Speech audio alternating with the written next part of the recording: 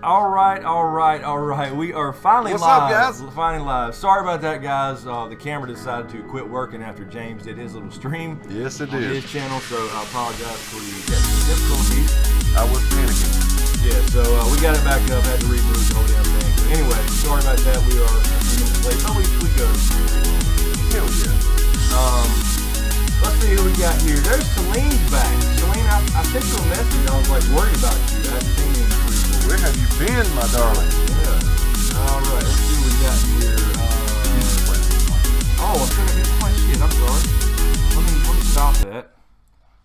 All right. Sorry. It's James' fault. I'm the worst. He is the worst at not co-pilot. reminding me of how to unmute and shit. Can everybody hear us okay, I guess? Testing 1, 2. Music's a bit loud. Yeah, okay. I'll turn that down a little bit for next time. All right, so we're good. Everybody can hear us. There is Mark Joseph, a.k.a. The Snow Winterfield, Carl Swinson, Grace, Island, Boy, Jesse, Kamash, Crystal, Dane, Kyle Dubs, Quee, Will Berg, Ida, Doug, Trevor, Steve, Mike. Damn, it's flying by. Yes, it is. It's flying by. Hello. Sounds fine. You can hear us. All right. So if you didn't hear, sorry, we're a little late. The camera quit working after I filmed my video. Yeah, James broke it. He broke it. There's Herb. What's up, Herb? Herb, the real Herb. There's Celine. Hey, girl. Where you been? No joke, girl. I sent you a message. I guess you didn't get it, or maybe I didn't. I don't know. It didn't go through. Carol Brown in the house. Hello, Carol. Carol, I have to say, your email response to me, the way you broke that down. Yes, he read I it to liked me. you before. Now I think I'm falling in love. Our minds work too similar, man. I like that. I love your style. We're about to see her in 3 days. Hey, 4 she's days, not I guess, ready. or whatever. She We're is gonna go a not little ready early, for but- this big hick. All right, let's see. Before we get started, let me say a quick thank you to Will Carter and his wife Tina again. Thank you so much for helping us out. Yes. Tina, I don't know Thank you if so you and Will much. are watching. Just got your email and responded, but I'll respond back once we get done with the stream. So thank you so much for the help with the con thing. Also, thank you, Amanda Stewart, if you're on here, for the birthday card. I finally checked my P.O. box, and thank you so much for the birthday card. I really appreciate it, as usual. Yeah, you rock, Amanda. So it means a lot. It means a lot, especially old school handwritten letters. I'm telling you, it means so much. They don't to even me. teach cursive in school anymore, I don't think. So, all right. Hello, Shelly. Hello, Omar. Be careful, Cristobal with Nightbot. Is that Christabel? I'm not sure. Caps and all that There's stuff. Deborah Breedlove, I see. Deborah, Steph, Rachel Miller. There's Amanda. Thank you so much, Amanda. Ferrari, Sam, Flanagan, and also, I guess, really quick, if you hadn't watched these streams before, please be sure to subscribe. It helps the channel out a lot. I know a lot of people watch YouTube without accounts, but create one real quick and click that subscribe button and click that damn notification bell, because you have to you won't get notified if you don't. What does that mean, James? Click the arrow on the live chat. I don't have the clicker. He's clicking everything. I got the clicker. What am I missing? I don't know. It said, James, click the arrow on the live chat. What does that mean? I don't know. The arrow, that's the little airplane. That's the airplane to send it. Send us text. I don't know. I mean, a message. Anyway, so we had to get started, I guess. Oh, yeah, really quick. Con of Thrones, just in case you hadn't heard the previous streams, booth 304. Booth 304. Everything's set up now. We are good to go. So we'll be heading out Wednesday, and the con will be Friday, Saturday, and Sunday. So if you are heading up there, come see us at booth 304. We'll be walking around and stuff too. I'll be on some panels and stuff, but that's where we'll be hanging out probably a lot of the time. Yeah, can't wait to see you all and hang out with you, whoever can make it. Tell them the bad news. You want to? What? I got bad news? We got bad news about the con. I'm not. What am I missing? Our Lady not. Oh yes. Melisandre canceled. Carice Van. I'm not going to try to pronounce her last name. Houghton. She canceled. Melisandre's not going to be there. I was so amped to see her down. I know. I mean, I like to meet Ramsey, but she was the reason as far as the actors and stuff. Actually, I will be doing a panel. Val reminded me of this earlier, but I told you about it before. One of the panels we're doing, I believe it's is it Saturday? I don't remember. One of those. If you guys remember last year when the Hound, after Brother Ray died, and the hound went Jason Voorhees and grabbed the axe. The guy that got his head cut off, knocked off by the hound, that guy I'll be doing. Steve Love. I believe he does impressions. Yes. And he's a YouTuber and a Canadian actor. We'll be doing a panel with him as well. Ferrari, that's not fair. What? Said she heard James was going, so she canceled. Oh, damn. That's wrong. Not why she canceled Ferrari. No. Yeah, but anyway, so we'll see. I'm not sure what happened with that. But anyway, we had a new trailer. Yes, we did. But before we get started with questions, still had a great damn trailer. What did you guys think about it? What was your favorite part? I'll say this to start. My favorite part was Bran and the warging. I love all the crows flying over the whites. Yeah. You saw the little eye flashed white. And I totally missed it. He showed me that, and yeah, that was awesome. So he's doing some spying on the Night King. So, we were talking about this in the Side Effect podcast, actually, a little bit this week, which is out now, by the way. So if anybody's not following the Side Effect, go to that channel and subscribe to that. That's our podcast with me, Val from McCullough's Geek. What does that mean? Click the arrow on the chat. Somebody else said that. I don't know. Tarzan from Trial by Trivia, and Kevin from Bat Productions. But we talked about this a little bit. What are we doing here with arrows? What? I don't know. I hate something to be missing. If somebody can explain the arrow thing, I guess I don't know. Thank you, Peach. I guess a lot of people didn't like that. I did the breakdown of the trailer. And I did it game style, and I don't know, people may not like that style. I think it's kind of cool. I personally do like that, where you're actually in there and you can see it. Yeah, so I can pause it because I can't play the whole damn thing, otherwise I'll get a copyright strike, and so I have to pause it, and that gives me a chance to break it down frame by frame. But I did a mega trailer where I put all three together and tried to put them in not necessarily chronological order, but like where the scenes were the same. It seemed to be in order. So, I didn't get a lot of views. Maybe people don't like it. Chat's not scrolling. That's what they're saying. The chat on the screen. Let me check that. Should be good to go. It was scrolling earlier, I know. Always saying click the arrow on the actual... let's see. I refreshed it, see if it rolls. There we go. Now it's rolling. Now it's moving. Okay. So that's what we've been having problems with OBS. Back to your mega trailer. I liked the mega trailer idea. I thought it was a good idea. Yeah. I don't know. I'm sure people have done that before. I'm not sure it's nothing new, but anyway. Put it all together. So anyway, my favorite part was the whole warging thing with Bran. I'm just really excited to see it.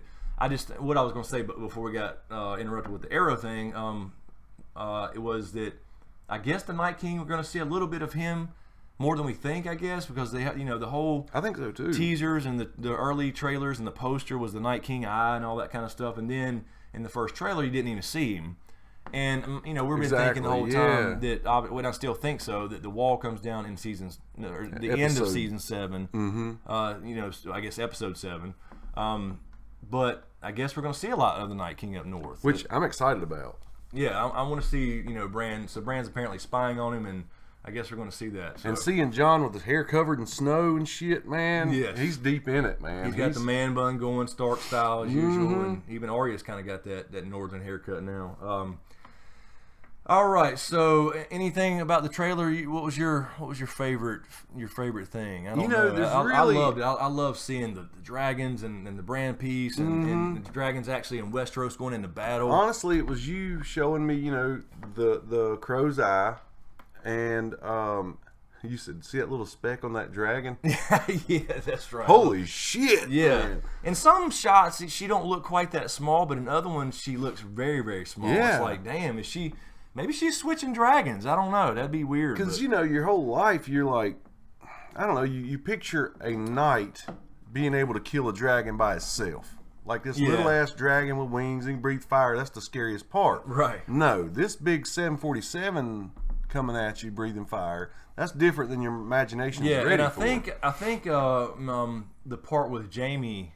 like riding towards something with a lance. Yes. You don't see that on the battlefield very often, a lance. Good point. I think he might be charging that, and then the scene after that from the first trailer where you see, it looks to be Jaime and Bronn underwater. Perhaps there's a lake there or whatever, and that's what happens after that scene. That's just what I'm guessing. Yeah. And I'm sure I'm not the one that feels that way. But anyway, all right. Also tonight, guys, this is obviously our last live stream until Con of Thrones. So we won't. We'll try to do something from Con. We're just not sure about the internet situation. But in the house, we may be able to do something. And then all of us will be doing some other stuff as well on probably the side effect channel, so we can all like stream in one place. So we'll be doing something from there for sure. I know they're talking about playing that game, that live game. I can't remember the name of it now. Val and Roris were talking about it. Anybody know the live game I'm talking about? We play online and you guys like judged questions or pick the best answers. I'm not sure. Exactly. No, man. But it sounds fun, so I'm down for whatever. So we'll try to do something live from there. Strip live stream. Also, really quick, I know I see some super chats come in. I'll get those in a second. I won't be able to get, like, if you donate today for super chat, and you don't have to by any means. We're going to answer questions regardless, as usual. But it will help for the trip to go through the Streamlabs donation because we can actually get that before we leave from that account versus the live chat or the super chat, I should say, won't come until like next month now because it's past the 20th for YouTube. So anyway, just throwing it out there. Doesn't matter. Guys. It doesn't matter. Just letting you know. If you want to, though, that would help. Okay, so we do have a couple of super chats here already. Let's see. Nerd Factor, what's up, man? How you doing? Thank you. Hadn't talked to you in a while. Thank you so much. There you fine gentlemen are. Thank you, sir. Appreciate that. And Mike Bushnell, thank you, Mike. Thank you. Bran is the Night King. No. I figured you'd say Ramsay. It's not a Ramsay question, Mike.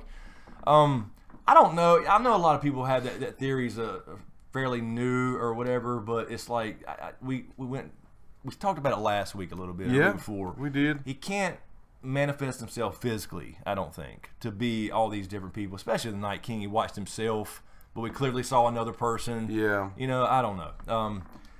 So anyway, I don't buy that he's. I think it would be kind of cool for him to be like Bran the Builder, responsible for building and bringing the wall down. Now that whole circular thing. It's harder. It's still hard to believe, but it's more believable than what you're talking about. But again, same thing with Bran the Builder. How does he manifest himself physically to be that person in the past? Now, could he influence Bran the Builder? Sure. So maybe he is in a way responsible for building the wall and ripping it down because I think the Mark's going to do it. I'm sure.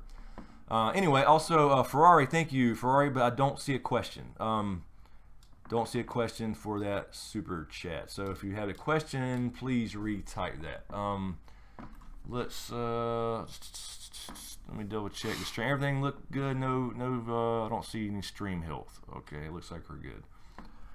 Let's see. Herb says, I'll be the first Q&A. In the new trailer, Sansa Stark says, the Lone Wolf died, but the pack survives. What could this mean? Does it hint at Arya dying? Good way to start this off. Yeah, actually, it could. It could, Herb. This is actually a line from the books. He tells Arya, he didn't quite say this in the show this way, but he tells this to Arya in the same scene when they're at King's Landing, and she's got Needle, and he finds that for the first time. This is when he talks about the Stark sticking together metaphorically, the wolf and wolf pack and all that. Okay. So the voiceover was interesting, and it could be a lot of things.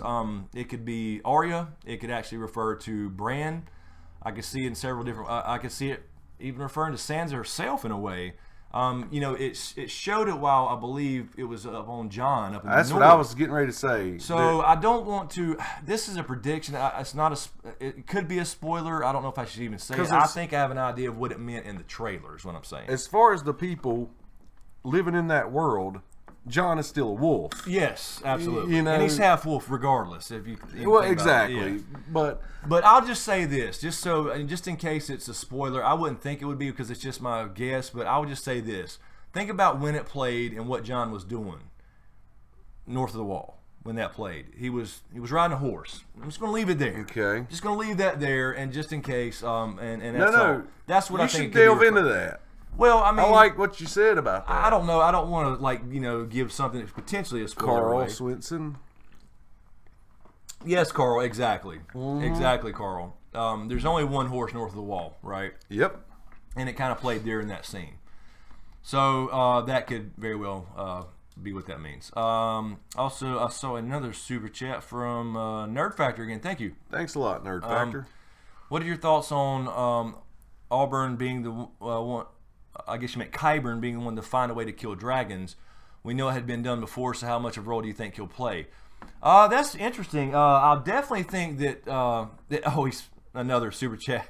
Qyburn, damn it, autocorrect. Thank you. You didn't have to. You didn't have to do it again to correct yourself, but I got you. Yeah, that's interesting. I definitely think that she'll consult Qyburn for that type of thing. She's obviously going to take the threat seriously once Danny arrives, because I think she's going to send out ravens to everybody, including Cersei. And she's going to hit her hard because she's going to take her home. She's going to take Castle Rock. In the trailer, the first, or it might have been the Spanish trailer actually, a couple days ago, they showed some wax being heated up, red wax, and that could either be Lannister, but I think it's probably Targaryen wax, as in they get to Dragonstone, and Tyrion's like, okay, send out ravens. Yeah. And where are they going to get all the ravens? I guess there's still some there from Stannis' maester. Probably, I don't know, yeah. I guess. But they'll send out ravens, I think, so I think that's what that was. But yeah, Cersei's going to now take it seriously, since she's actually there on the ground and she hears about these actual dragons. And that scene in the second trailer looks like she may be where Arya was in the basement, so to speak, of King's Landing and the Red Keep, where the dragon skulls were. Yeah. So she may get into some, like, how do we stop this Dragon Queen stuff. Yeah. So yeah, Qyburn will be her first line of defense as far as information. Oh, I have to say, when the sword caught on fire, I thought that was awesome. Yes, Beric, absolutely. Dude, I meant to say that too. That fired me up. Absolutely, Beric Dondarrion back, but it looked like a damn lightsaber this Didn't time. it, man? But, like, okay, so in the show, the first time when he fought the Hound, right? They showed him cutting his finger and lighting it up with blood. But in the books, he uses wildfire. He can't magically do that in the books. But this time, he had his hand on it, and it's like he just grabbed it and hit a switch. He didn't touch the blade. So he's got a lightsaber. He's got Kylo Ren's fucking lightsaber. Looking awesome. But it looks badass. So anyway, let's see here. Stephanie Straub. I'm sorry if I'm butchering it. Thank you. Will we see the God's Eye this season? I'm hoping that to set up season 8, and if we're right about the whole God's Eye thing, and again, this goes back. We mentioned I need like a. Oh, let me get ready. I need a sound bite. No, not that. I'm not going to say that word yet.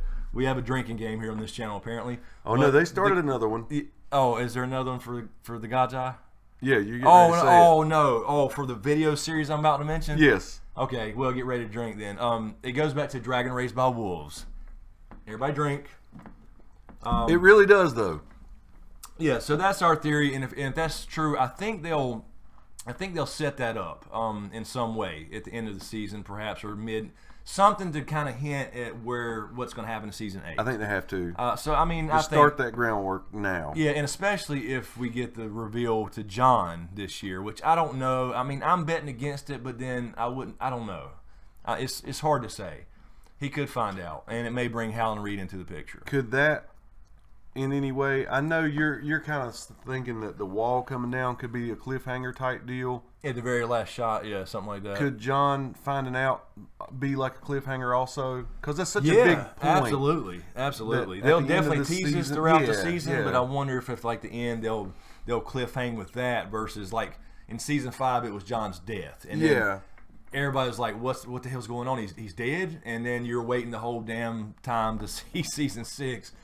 And so this time they may do it with Jon's parentage. That would be really cool. You know, even though we got the reveal, he's got to get the reveal. Yes. So anyway, thanks Stephanie. Also, Laura Bell. Thank you, Laura Bell. I love Smokescreen. Hey guys, how about a shout out? Yes. What's up, Laura Bell? Laura Bell. Thank you so much for the super chat donation. You rock. And Carol Brown. Thank you, Carol. Thank you. The lone wolf and the away reverence when Arya was feeling alone. All the Stark kids were all alone. Whoop, something popped up there. Hold on one second. Lost it. Okay. All the Stark kids were all alone for a while now. They must choose. Yes. Pack or alone. I agree. Metaphorically, that's what she's talking about, I think. You know, because Arya's got to kind of come back and rejoin the pack, so to speak. You know, she ran off. They hadn't seen each other since season 1. That's hard to believe, man. 6 years. That's insane. Talking and how Thrones. Does that go down when all the dust settles? oh yeah, you're not gonna believe what happened Yeah, to me. I do look forward. I have been blind. I have had the shit beat out of me. I've been stabbed in the stomach multiple times. Oh yes, absolutely. We were talking about this a little bit on the podcast. Like Winterfell this season, if Jon leaves and goes south, you know what? It's going to center around the Littlefinger thing in Winterfell, probably. But like, how many scenes could there be there? But I would love to see that conversation. I know. You know, she gets back and her and Sansa talk for the first time, and then Bran shows up. I mean, there's some stuff Sansa's there, gonna be like, I've been married 2 or 3 times. You know what I mean? Yeah, I've been living through hell and the blind stories for Arya and getting the shit beat out of her across the narrow sea. I saw the city. I about died in the river. So much has happened to each one of them individually. Oh man, freaking Bran's got a whole lot to tell. My God. Let's see here. Yeah, I mean, so I guess they could have a few good Winterfell scenes. Talking Thrones. Thank you, sir. Thank you very much. We can see in the trailer that 12 men go north of the wall, but how many will come back? If it's anything like the story of the last hero, then that's bad news for Jon's companions. What up, James? What's up, Talking Thrones? Yes, sir. I think this. I don't think everybody can come back. And that's a shame. But it is very similar to the last hero story. We talked about. Also, Bran is, him originally going up north to find the children in Three-Eyed Crow. So they both kind of parallel that a bit, but it is interesting that there's exactly 12 people. But, and you could say he has, I was thinking like, okay, is Ghost going with him? I'm thinking that maybe Ghost is there, could be the dog. But, let me give credit where credit's due. Val said this in her trailer breakdown. It could be the Hound. Hey man, the Hound being his dog, or somebody said that. I think it was Val. I'm not sure. That is really cool. So yeah, the Hound being there could be the represent the dog, but then again that would be like a 13th person. I don't know, but I don't think that. I will say this: I don't think, and I won't speculate just in case, but I don't think everybody's coming back from that trip. I mean, it's too clean if it happens like that. Amen. It just can't be that clean. Let's see here. Let me check Streamlabs really quick. I haven't seen any. If we can get the page to refresh. And while he's doing that, we're so professional. Professional. If you're just getting here and you didn't hear earlier, if you do want to donate, we're not soliciting, but all we're saying is, if you do it through Streamlabs, we will be able to have it before con. Yes, it'll actually go towards the con, right. But I gotta, that either way's fine, and I appreciate anything or nothing. It's fine. Absolutely. We do have a couple from Nikki Snow. Thank you guys. Thank you, Nikki. Have an awesome time at Con of Thrones. Thank you so much, Nikki Snow. Also, Streamlabs donation from Austin Gonder, and also really quick. Pagmatic, thank you, Pagmatic, but I don't see a question. So if you don't know if you meant to have a question there, right? But Austin Gonder, thank you again. Hey guys, what do you think of the theory that the Whites think Jon is one of them because he died already? Since the trailer, it looked like they were standing there at the end. Yeah, that's actually pretty damn interesting because when I did the trailer breakdown, that was one thing that really kind of made me start thinking, what the hell?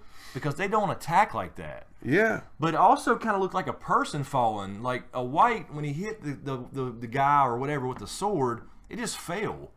Like it should have kept going until he like cut it up. Good point. So is that a person? Why would there be any people up there still? All the wildlings should be Whites by now or dead. So yeah, I mean, if you go back and look at that part of the trailer, good point. It's like I said in the breakdown. Okay, maybe the Night King's playing a game with him and testing him and sending him one at a time. Yeah. I mean, that's possible, but the way he just cut him down and he just fell and just like was ready for the next one, it doesn't seem like a White to me. I agree. If that makes sense, he should keep going until he's basically disabled. Mm-hmm. And it looked like a thick, that's what they've always done. And not that they're all skeletons, some are and some are not. Right. But, more recent deaths would still be like full people. But that looked like kind of like a dude that just got cut down. Yeah, it did. So it's really, really interesting. I don't know. But that would kind of explain that. If Jon now, they don't sense him or can't go after him. But then again, I don't see how the Night King can't just order him to however he does it. You know what I mean? So yeah, that's not the way they work. Let's see here. Here we go. Yeah. Lowell17, a super chat. Thank you. Does Cersei kill Ilaria or does Tyrion kill her first? I'm going to. I would guess that Cersei will if that happens. I think that would be yeah, it's going to be an interesting dynamic with Tyrion and her because they did kill Myrcella, Right. and Tyrion did love Myrcella and Cersei's kids and all that stuff. So there's going to be an interesting dynamic there. But the way I think they kind of skipped that because if you think about it, Dany's going on the boats to Dragonstone. Obviously, Tyrion's with her. I think Grey Worm and them have split up before. We might not even necessarily see that scene.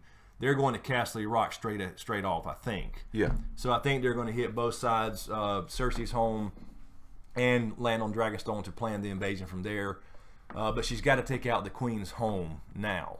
So it only makes sense. So they may just skip that, and it's going to be Cersei, I think. Definitely it's going to be Cersei.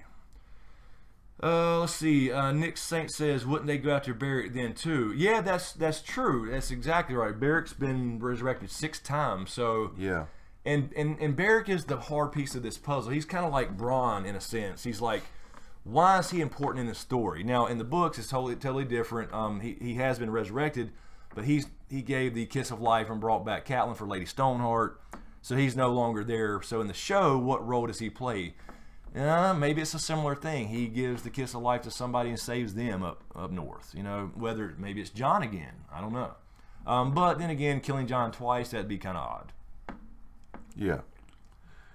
Somebody said, Chris and James, what's your theory on Sansa smirking as she's walking away from something towards the camp? Yeah, I said in the breakdown, the trailer breakdown, I said she looked kind of satisfied. But if you watch it again, some people say she looks like she's trying to hold back tears. It's hard to tell. I see both almost. I see like a kind of a smirk, like a satisfied, I just fucked you over, Littlefinger style look. But other people see like a sadness or almost holding back tears. I don't see that. Actually. I couldn't get over how hot she looked in that scene. And the little and then she does her lip thing without, but she didn't even lip them. She just like stuck. Holy, I don't know what that was. Shit, that was hot. Oh Lord, but yeah. So let's see here. Do you see Jay Soto? Do you think Bran can wrestle control over some of the whites, and that's why they were not all attacking Jon in that clip?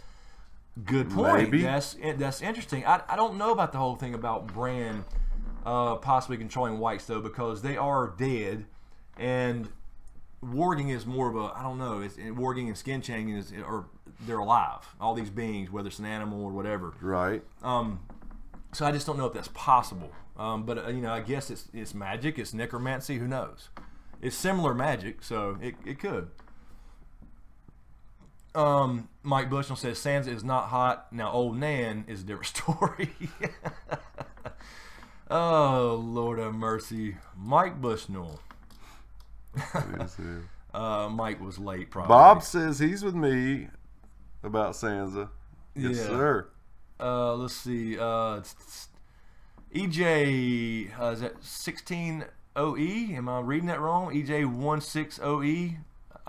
Anyway, do you think Benjen is the lone wolf that is foreshadowed by Sansa's voiceover?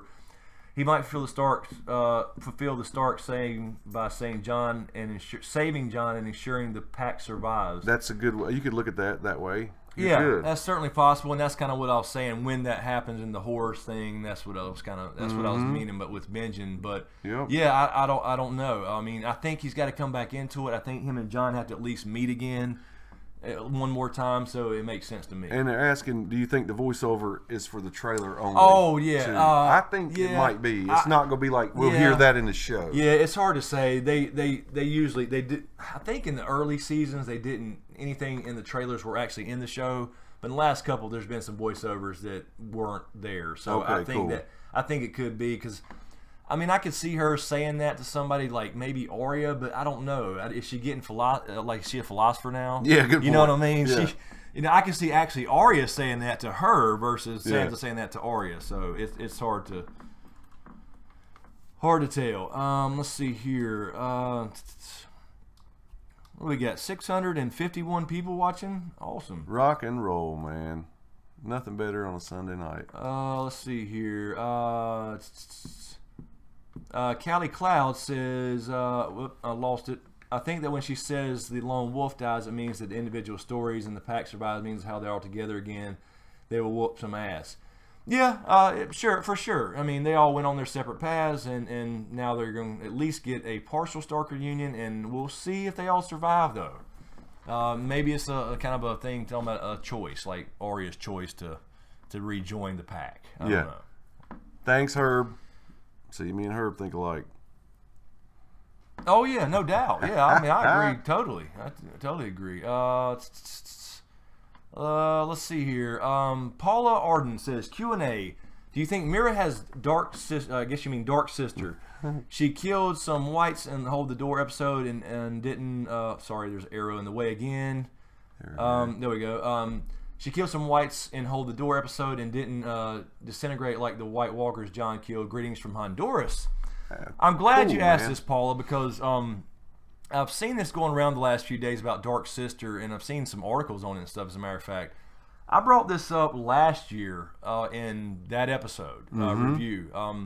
So episode 5, Hold the Door, I spotted, and the reason I spotted this was when Benjen was meeting, or I guess feeding the rabbit blood to Bran. Exactly. And you saw the sword leaning against a tree. So then it made me go back and look and see her grab that sword. Because it was so quick, you didn't really pay attention. You weren't thinking about it in the moment. And so I've speculated that could be Dark Sister because obviously it probably went to the wall with Bloodraven. Right. As Brendan Rivers back when Maester Aemon went to the wall and all that in the history. So it makes sense, but they didn't really show it again. That particular sword Mira has, at least yet, but the one leaning against the tree was Benjen's. It was his original one from the Night's Watch because I went back and matched them up. Yes, absolutely. Yeah, that's right. I remember that. But hey, you got a little famous for that. Well, I was going to say that video actually got me featured on MoviePilot.com. Thank you, Pri. If you're watching, she's on here quite a bit. She used to, I don't know if she still does, writes for Movie Pilot. Oh, cool. As a contributing editor there, writer, and so that got me featured on there for like mentioning that. I'm not sure if anybody else had spotted it or not. I don't know, but you got to wonder. I mean, if he in fact still has it after all these years, it would have been in that. You know. Yeah, I mean it should be. We don't really know for sure. You know whether it was, if he took it to the wall for sure. Because when he goes on a ranging as the Lord Commander of the Night's Watch, you're going to have your sword, just like Jorah Mormont took Longclaw. Yeah. So if it's there for sure, but would it just be like at that part of the cave, laying against the wall right there at the door? Or would it be in a sheath somewhere? Yeah. I mean, it's a Valyrian steel sword, so but they didn't really focus on it, and we didn't see Mira use it after, really. And then she killed the White Walker with a spear of dragonglass instead of Dark Sister. True. Now, it would have been a big deal if she would have swung a sword and killed the White Walker. Would have known it had been Valyrian steel. That's right. So, I'm just going to say... Are they trying to hold that secret, or you think it's just not it? I just think in the show it's probably not it. I don't know. I would love to see that come back, especially in the books. I'm sure we'll get... I like the idea of it going to Arya at some point, because Dark Sister, we talked about the name thing with Harpsbane and all these other sword names. And the direwolf names and stuff, I think that all means something. So, anyway, in the show, I don't know. They may just skip right over it because they haven't gone too deep into history. So, Mike Bushnell. Mike Bushnell. Bigger penis, Varys or Grey Worm? What's Theon? Chopped liver? That's true. Good point. Yeah. I'm gonna go with Grey Worm. Yes. The reason I'm going with Grey Worm is I'm on the camp that thinks he might still have a penis. Yeah, you think they missed him somehow? Somehow he slipped through the cracks. I wonder. I don't know. I don't know how to keep missing him. I know, man. I don't know. But if they missed you, man, you would piss in secrecy. You wouldn't let anybody see. The rest of your life, you would hold that secret, man. Absolutely. Yeah, especially while you're still there.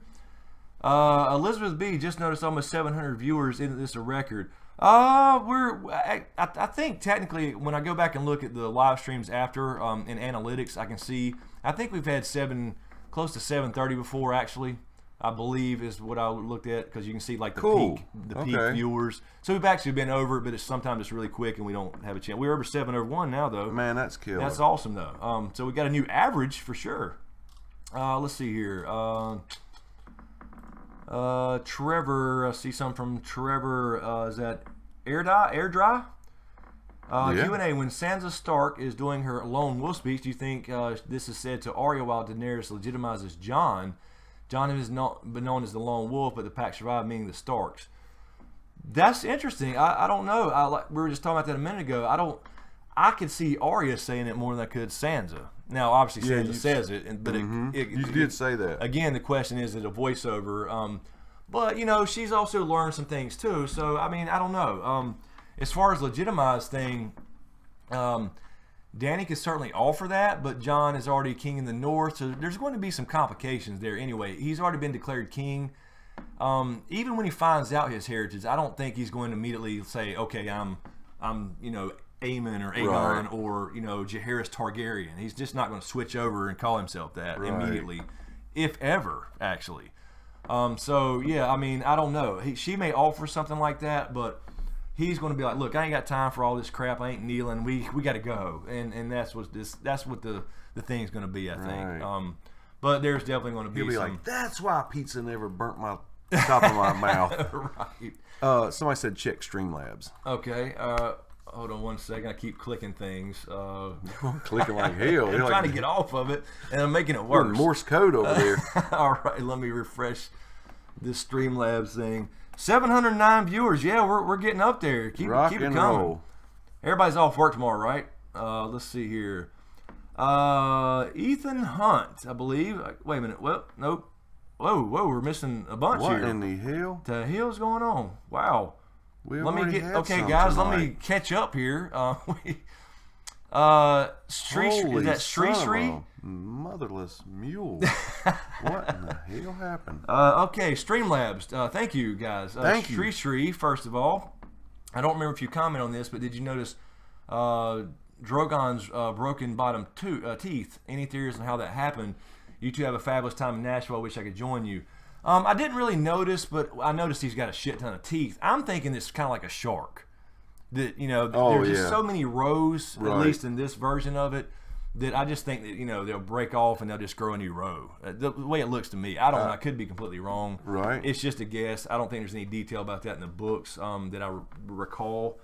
But I didn't notice any broken teeth. I'll take a look at that. It could just be, you know, anything. I mean, nursing Danny's teeth.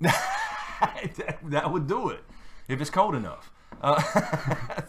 So yeah, I don't know. Maybe they'll make a thing of that, you know, in the show, as far as like him getting that's injured. Something to think about. Or him being maybe attacked by some, you know, maybe the Jamie with the lance knocking the tooth out. No maybe. shit, dude. So yeah, they could actually address it. I have to go back and check again. I didn't notice missing teeth. Good catch.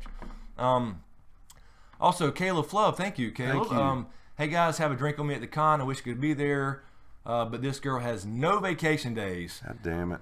Thank you so much. I will have a drink and shout your name out when I'm drinking it. Thank you so much, Thank you. Caleb.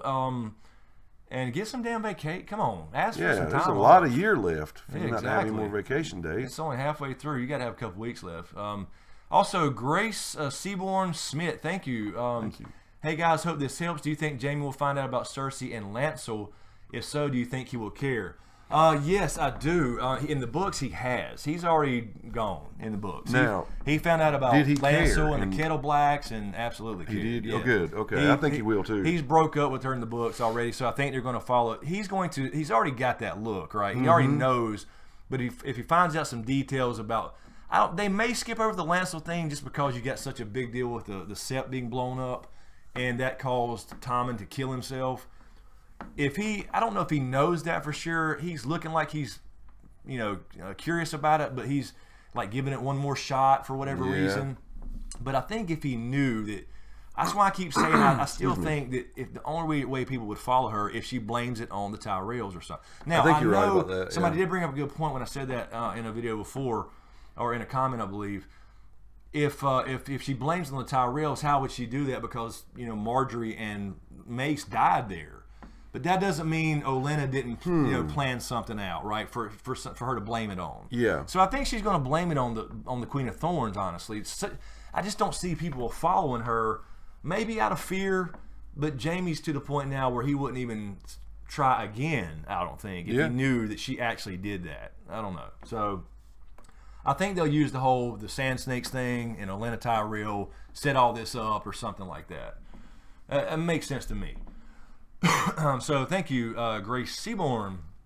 Also, Nerd Factor again. Thank you. Thanks a lot, Nerd I Factor. appreciate it. You guys going to vlog a bit at the con. Still debating if I'm going, but it will be nice to see some behind the scenes stuff with you guys. If not, also, if you ever think of Discord server for us to connect and come up with theories.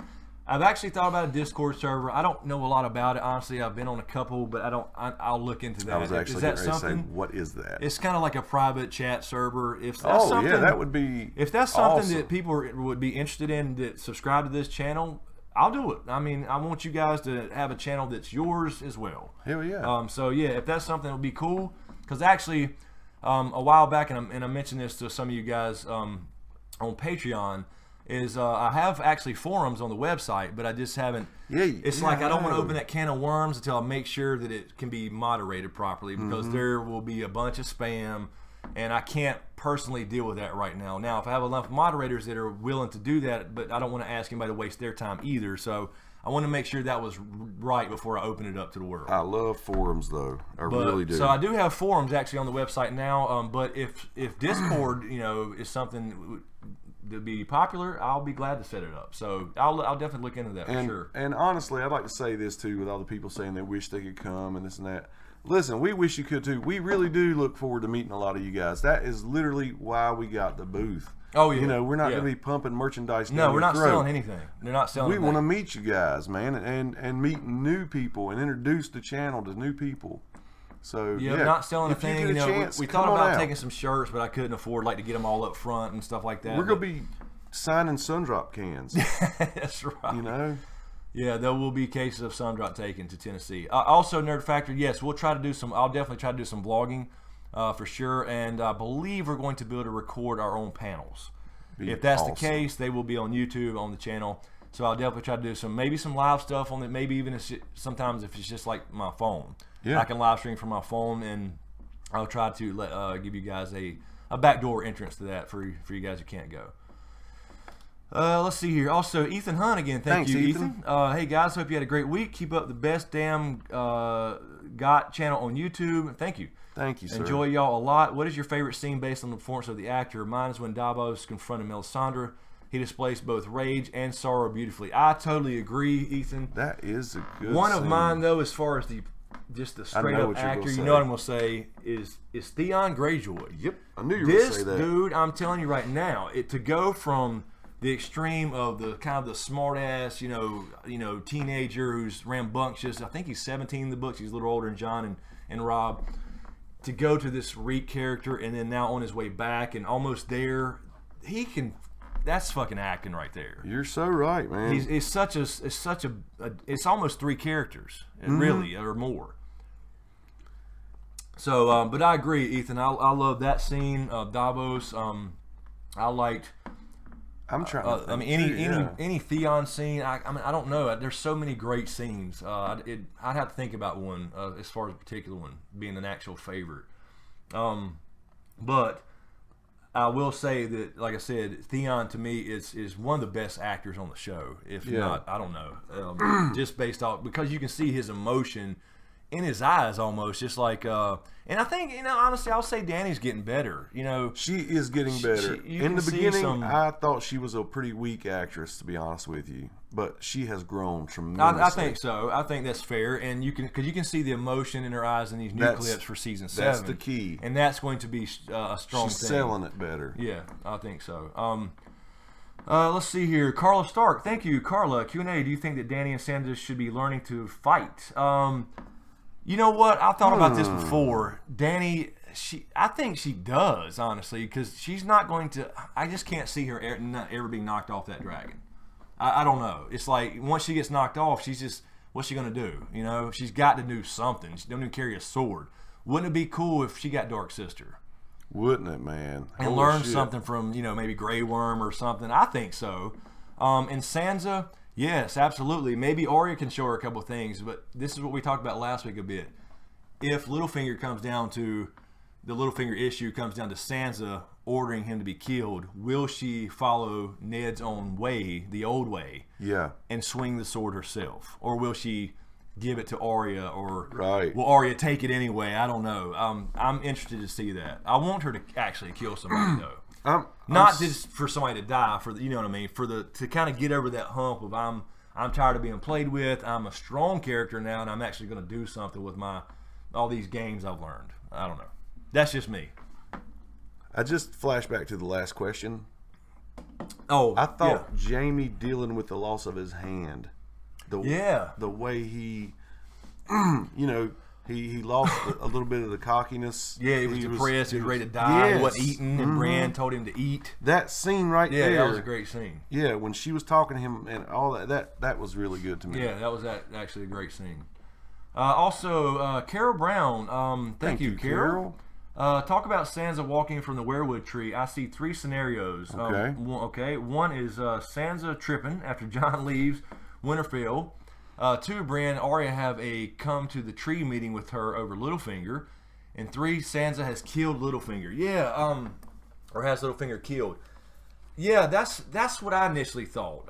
When I did the trailer breakdown, I said she looks satisfied. That's what I was thinking, and I think I said that. Almost a strut to her step. I don't know. Yeah, it's almost to me. So, if that was the case, I would think, okay, she's done it to Littlefinger. She's had it done, and he's laying there behind her or something. The other thing, though, I'm gonna show you, motherfucker. Yeah, or maybe like I'm executing my plan type of look. That's the way I took it. The other thing is, it could be she's really taking in some information from Bran, who could still be like behind her, since he would be in the wheelchair with the Maester. So can't you see? I'm sorry. Can't you see Arya like her first scenario? No. Number 2. Have to come to tree meeting, and they say some derogatory stuff because Arya doesn't know what all she's been through. They haven't had those conversations yet. Still think she's a Miss Prius and this and that. And Sandra is almost condescending the way they're talking to her, and Sansa's walking away going, "You don't know me, I'll show you," kind of thing. Yeah, I mean, I can see that too, because I think when they first, and a lot of people are wondering this, and me too, how when they meet, for the first time in 6 years, I mean, whatever time's on the show, probably 4 or 5 years, I guess, time frame. Man. I think they're going to be happy at first. They're going to embrace, and because you're alive, but they will get back to being. They're so different, and they've both been through so much shit. There will be some drama, I think, but not over the top drama. So I can see that. It's almost like Arya can prove to Sansa how much of all this she used to make fun of her for being so tomboyish, and she can prove to her how much of a badass she is. Absolute badass. And Sansa can also kind of say to her, "Okay, look, I used to be this little princess, goody two shoes. Now I've been through all this shit too. I've learned to play this game, and this is what I'm going to do." So I could see that conversation, or that like little I don't know, game of one-upsmanship or something like that. And that's what it will be, a little pissing contest. So anyway, I can see that for sure. Let's see here.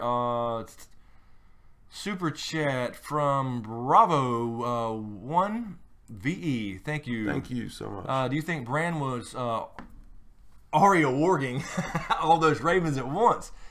Yes. Yes. He's been watching for a while. He's been around. He remembers the joke. Yes. Arya warging. Ariel warging, I'm sorry, is what it's. Yes. James knew it all along. See? He's got green sight. Also, can the Night King warg? So, yes, I do definitely think that Bran is flying. This fulfills the whole thing, I think. I think it's that simple. You'll never walk again. You'll fly. You'll fly, yeah. And I think I said that actually when that aired in that review. But I think, I definitely think he's controlling all those ravens, because he's going to be very powerful, so it's not just going to be one bird. And he's going to be spying on the Night King. But I don't think the Night King can warg. I just think it's the necromancy thing. So I don't think he can actually warg, but obviously they're connected in that thing, and he can sense that or something. Because if he does, would you be surprised? If he turns up? No, I wouldn't be surprised. I wouldn't be shocked if he could. Because they don't want to make him too all powerful and have every power and everything like that. That's what that's kind of what I was getting at. But I wouldn't be surprised, because we do think he's a Proto-Stark.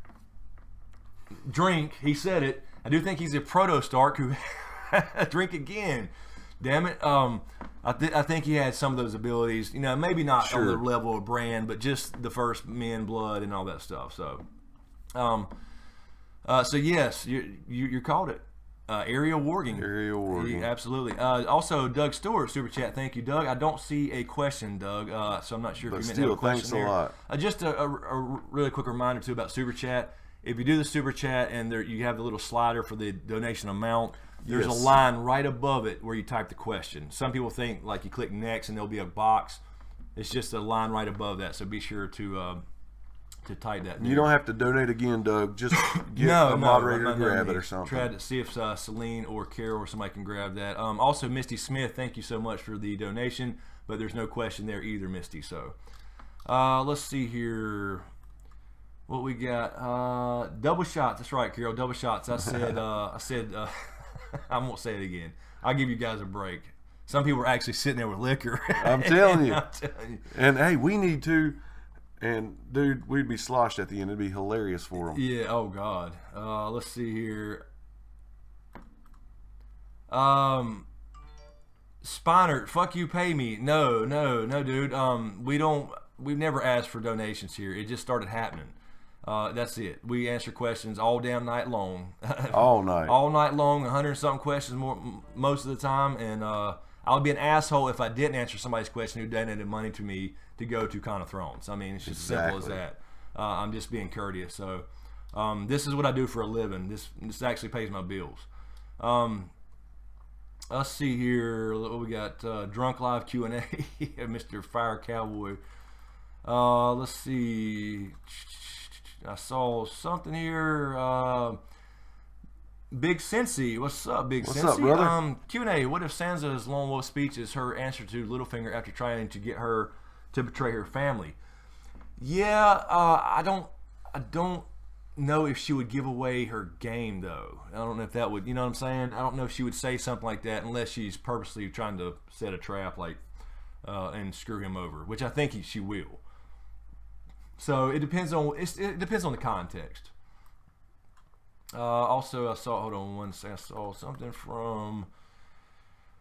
The Order 1814 is here tonight. Thank you. I see him moderating there as well. I just saw. I'm sorry. I had another question there on the screen. I don't know what happened to it. So. Oh, wait a minute. Kyle Dubs. Hey, does the Dragon Raised by Wolves series feature that Winterfell family? What? Yes. Trying to get you to say. Yeah, well, no, I can say Starks. Yeah, there you I go. can say Starks. Yeah, it features the Starks. Celine's grabbed one. Let's see. Celine grabbed one from A. Hester 5638. Will we see a dragon die in season 7? Man, I'm going to say yes, just because it's Game of Thrones.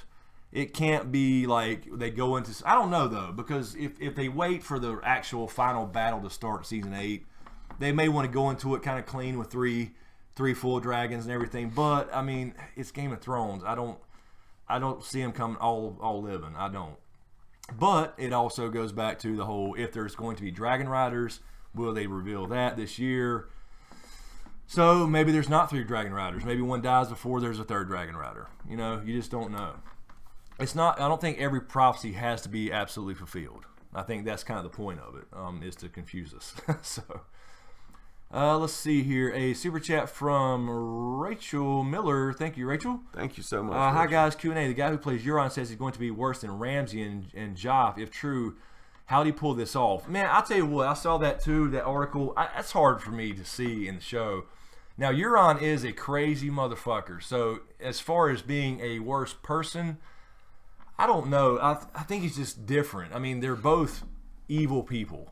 Yeah. And a lot of people will say that George R. Martin doesn't write about evil and good. Yeah, he just doesn't overuse it. They're still straight evil people, just like they're straight good people who have flaws, like Ned. But I don't know. He's got to do some, in the show at least, he's got to pull off some bad shit to be worse than Ramsay. I don't like the idea of pushing his brother off the bridge, you know. Yeah. If you're going to kill your brother, I mean, damn, poison him or something. I mean, Yes. don't, or smother him in his sleep, but damn, that's a horrible death. He is the Storm, though.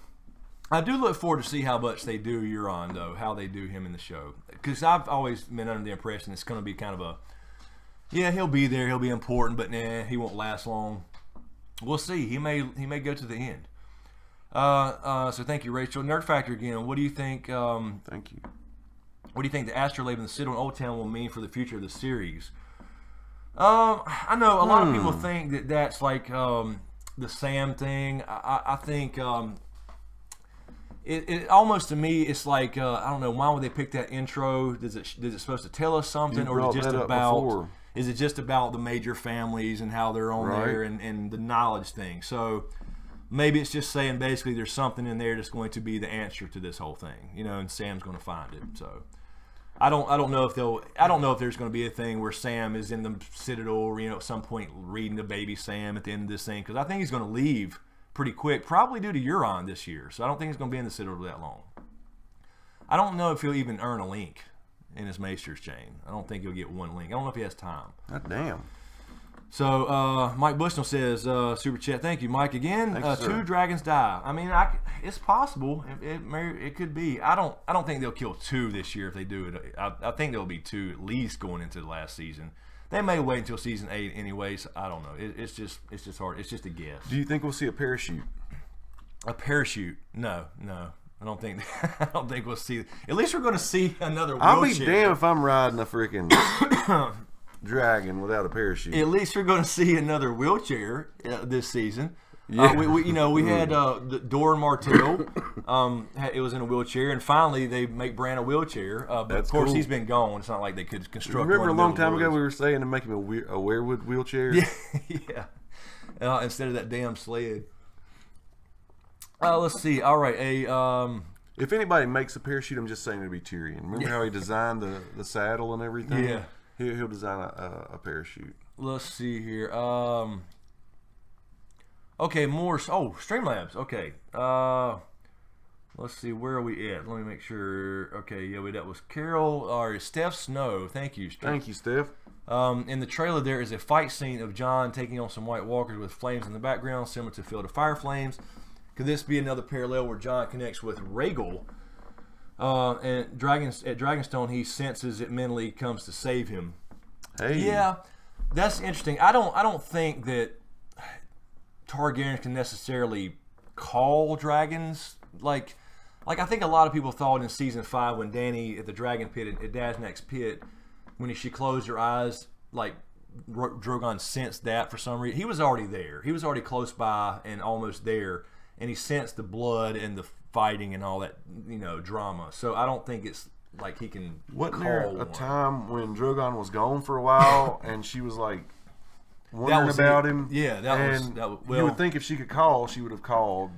Yeah, I mean, it's like I think she just closed her eyes, ready to die with Missandei because she grabbed her hand. That's when he just showed up. So I don't necessarily think they have that kind of mental telepathy link. Mm-hmm. I think they have a bonding link, obviously, for riding and hatching dragons, but I don't think they can necessarily call a dragon.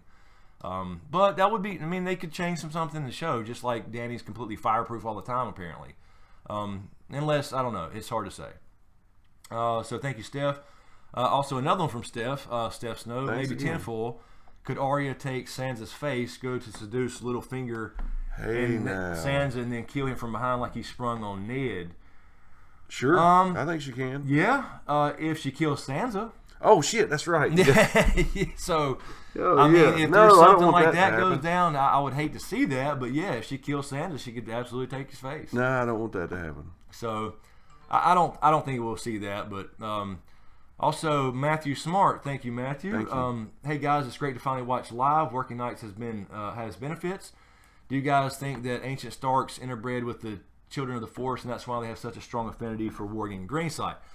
Yeah, Matthew. Actually, I think I actually did a video on this called "How the Starks Got Their Warging Ability," and it's I think they give us a clue in the World of Ice and Fire. It's about the Warg King, and the Warg King was basically another group of First Men who were already kind of interbreeding, I think, with the Children of the Forest, and they had warging abilities. And then they were around a piece of land called the Sea Dragon Point. Okay. And the old Starks decided, you know what, that's our land, so they went to war over them and killed all the males, but took their wives and children and kids. Mm-hmm. And that's where I think they got their warging ability. I think the only reason that story's in the World of Ice and Fire is to let us know that's how they how That they makes got it. sense, yeah. So I think that's what it is. Let's see here. Cat Lover 1981 Q&A. Thank you, Cat Lover. Thanks. I heard George R. R. Martin told Dan and Dave who would sit on the Iron Throne is just misdirection. Could the bittersweet enemy that everyone dies, or almost everyone, maybe only Sam lives to tell the story to save humanity?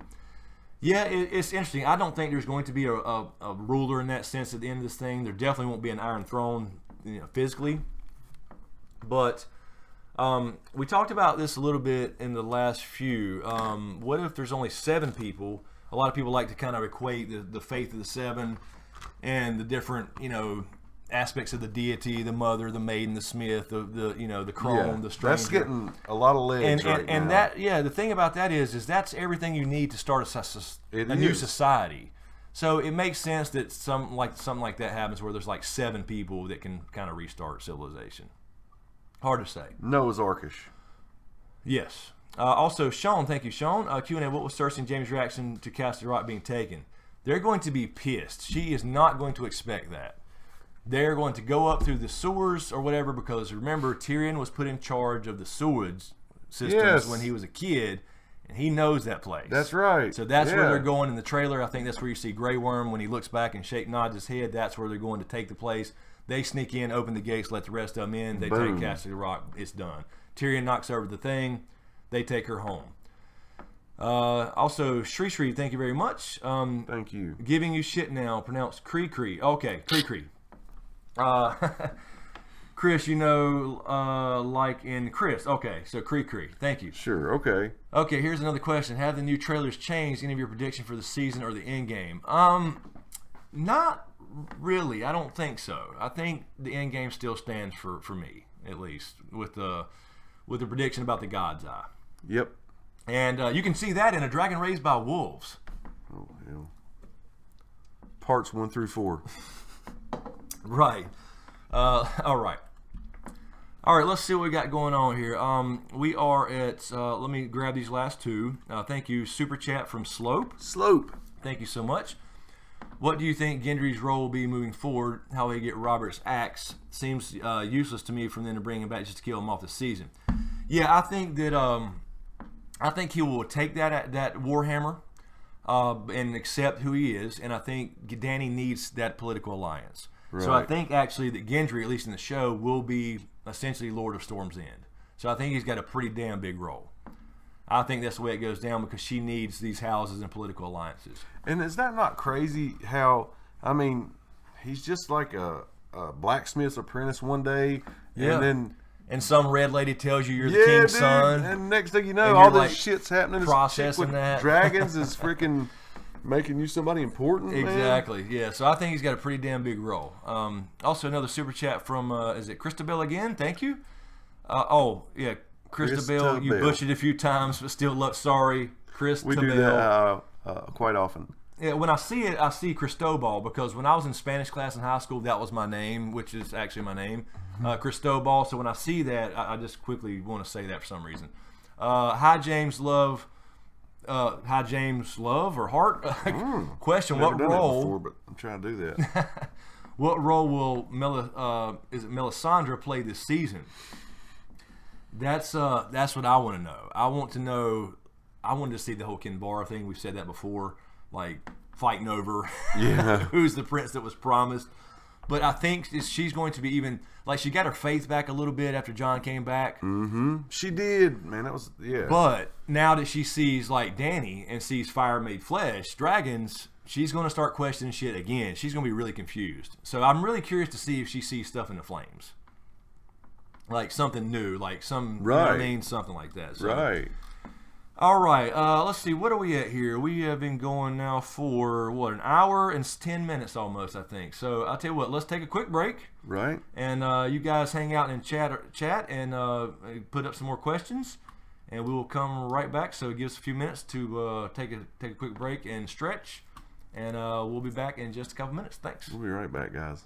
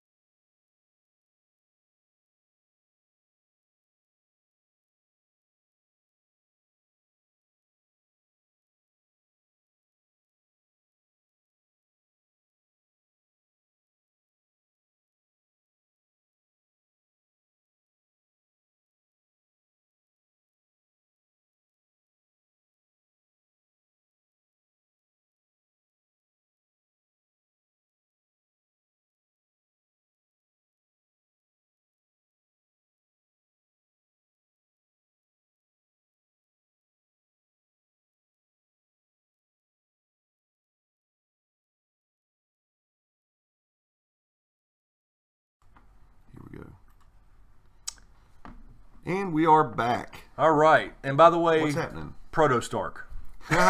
Drink up. Okay, I think I saw a question here I want to get. Carol had grabbed a question here. Let's see. Dang it, where is it? Carol? I don't know. Man, people talked a lot while we were on break. Yeah, you're way up here though. Okay, let's go down here. All right. Oh, okay, here's one. The order has one. There we go. The order 1814 says from Richard Zaleski. Would Old Nan have been old enough to be in the era of Dunk and Egg Tales, or just Maester Aemon and the Three-Eyed Raven? Thoughts? Yeah, apparently she's pretty damn old. She lost like 2 kids in wars already, and they've all her children have already died. So she's old. She's definitely old. And there's a vision that Bran has in the books where she's kissing somebody pretty damn tall. That may be old Dunk. So Old Nan for sure. Yep. Yeah, Mike. Old Nan is 26. That's right. Yeah, she's lived a long time, especially for that damn world. And let's see what we got over here on our super chat. 2 new super chats, I think. We did Christabel's. Yeah, we did. And so here's a super chat from, thank you, Danny Quirian. Maybe for Sansa, the lone wolf is Baelish because he always worked on his own. And she tells him that just before killing him with Arya and Bran's That's help. true. I mean, it's possible. That is a good point. And I've also thought about Littlefinger's little thing where he says, "Keep fighting the battles in your mind" or whatever. It almost makes me think he's saying that as he's dying or something. Hey, like I don't know. It didn't sound like he's like passing out when he's saying it, but again, it could be. But he has that kind of voice anyway, right? You just don't know. I mean, that could be something he says at the end, like, "Okay, good job, you won the game." But he has always worked alone. Absolutely, yeah. And so thanks again, Danny. And here we go. Embers on Fire. This is Paula. Paula Cornell. Thank you so much, Paula. Says, hi guys, late to join. Chris, have you isolated a possible figure behind Sansa? Any thoughts regarding whether Sansa has done anyone in, like Littlefinger, or tag team death with Arya with his own dagger? Which you've thought about that? Yeah, I looked at the thing again, and it's hard to tell. I don't actually think it's a person, only because the size doesn't make sense. You know what I mean? If that makes any sense. Like she's really close to the tree when we start the scene. Right. So you would think that you would see somebody right then, and then when she walks away, obviously that person would be more visible as she gets further. So I see a little blur there at one little section when she's kind of bouncing while she walks. So right. You could be Bran. It could be during that same conversation with Bran, or I should say the scene with Bran and the Maester. So I mean, it could be, but there is definitely a spot there, but it's just hard to tell whether it's like a shadow or part of the tree or an actual person. But I don't know. It could be like Carol mentioned earlier, the meeting at the tree, and it could be Bran sitting there. Maybe he's a little lower in the wheelchair. It's hard to say. Oh yeah, but when she's really close, you would think you would see that person. That's the only reason I think it's maybe just her walking away. I mean, I'm sure there's somebody there. Don't get me wrong. Right, I mean, she's not. She could be by herself if she still prays to the old gods, but it's probably somebody right off camera or whatever. You know what I'm saying? So yeah, it's hard. It's so hard to tell. Here's that question Carol got. This is from Doug Stewart. It says, I responded on Facebook with 2 photos. The gate in the wall and the weirwood trees, both season 1 versus season 7 promo. I don't think they are at Castle Black. Where could they be? Let's see. Wait a minute, when it keeps showing the gate rising up. Oh yeah. Oh yeah. People did bring that up because I couldn't remember the spike thing either. Actually, Castle Black had spikes. Now the one from the I will say this real quick. The one from the front where you see Bran and Mira there. A lot of people are saying that's not Castle Black because of the snowbanks. But if you look at the size difference between the previous shot from early season 1 and now, they're so much further out, in the previous shot that the gate's a lot smaller. Okay, yeah. You can see there's a little bit of a bank there, But then again, now over 5 or 6 years, there's more ice probably piled up there too. Absolutely. Where they're shoveling it out the way and stuff. Yep. So I think that may be Castle Black, but if it is something different, it would have to be Eastwatch by the Sea. Okay. I don't think it's the Black Gate. It could be the Black Gate, but we did see that in the previous season. But it would make sense. It would make more sense if they're going to go another way from they go to Eastwatch, since they're coming from boats in Dragonstone. Okay. So Eastwatch by the Sea, perhaps, but I don't know if they'll introduce a new location this late in the game. So I agree. Also, really quick before we do other question, I meant to thank a couple people. I saw some emails come in from. Let's see. Thank you to is that Linnea Nichols for a new Patreon. Thank you, Linnea. Thank you so much. Also from Justin Newcomer, a PayPal donation. Thank you. I guess people were sending that to Chris at smokescreenbeds.com. Also, a PayPal donation from Michelle Swanson. Thank you so much. Also from Matthew Smart. Thanks, Matthew. Also from Carla, is that Robles? Carla Robles or Robles? Thanks, Carla. Paul Glimba. Thank you, Paul. And yeah, I believe that's it. So thank you guys so much for the direct PayPal donations. I just saw the emails pop in while we were on break. So just wanted to say thank you really quick. And a new Patreon. Also, really quick, Patreon people.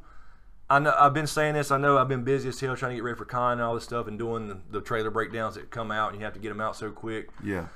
Well, I'll try to do a Q&A for you guys, like I've been talking about, like a Patreon only one. Maybe just a private live stream on Patreon. I'll try to do that if I can early this week before we head out. I'll try to do that. Cool I'm not going to promise, but I want to get you guys that. I've been saying it for the last 2 or 3 weeks. And it's just been so much stuff going on with the con, and then of course all the trailers drop, and you have to immediately jump on those. So that's coming. I promise you. I don't want to let you down, and make sure you guys realize it's still on my list. That's awesome. Looks like Deborah Breedlove grabbed one. It says Q&A from Deborah Breedlove. Do you think it is possible that Bran needs to change the path of history? He was warned the ink is dry, but if he stops Howland Reed from killing Arthur Dayne, he's the prince that was promised. Interesting. I don't know. I think he. Where'd the question go? I was trying to read it at the same time you read it. Okay, sorry.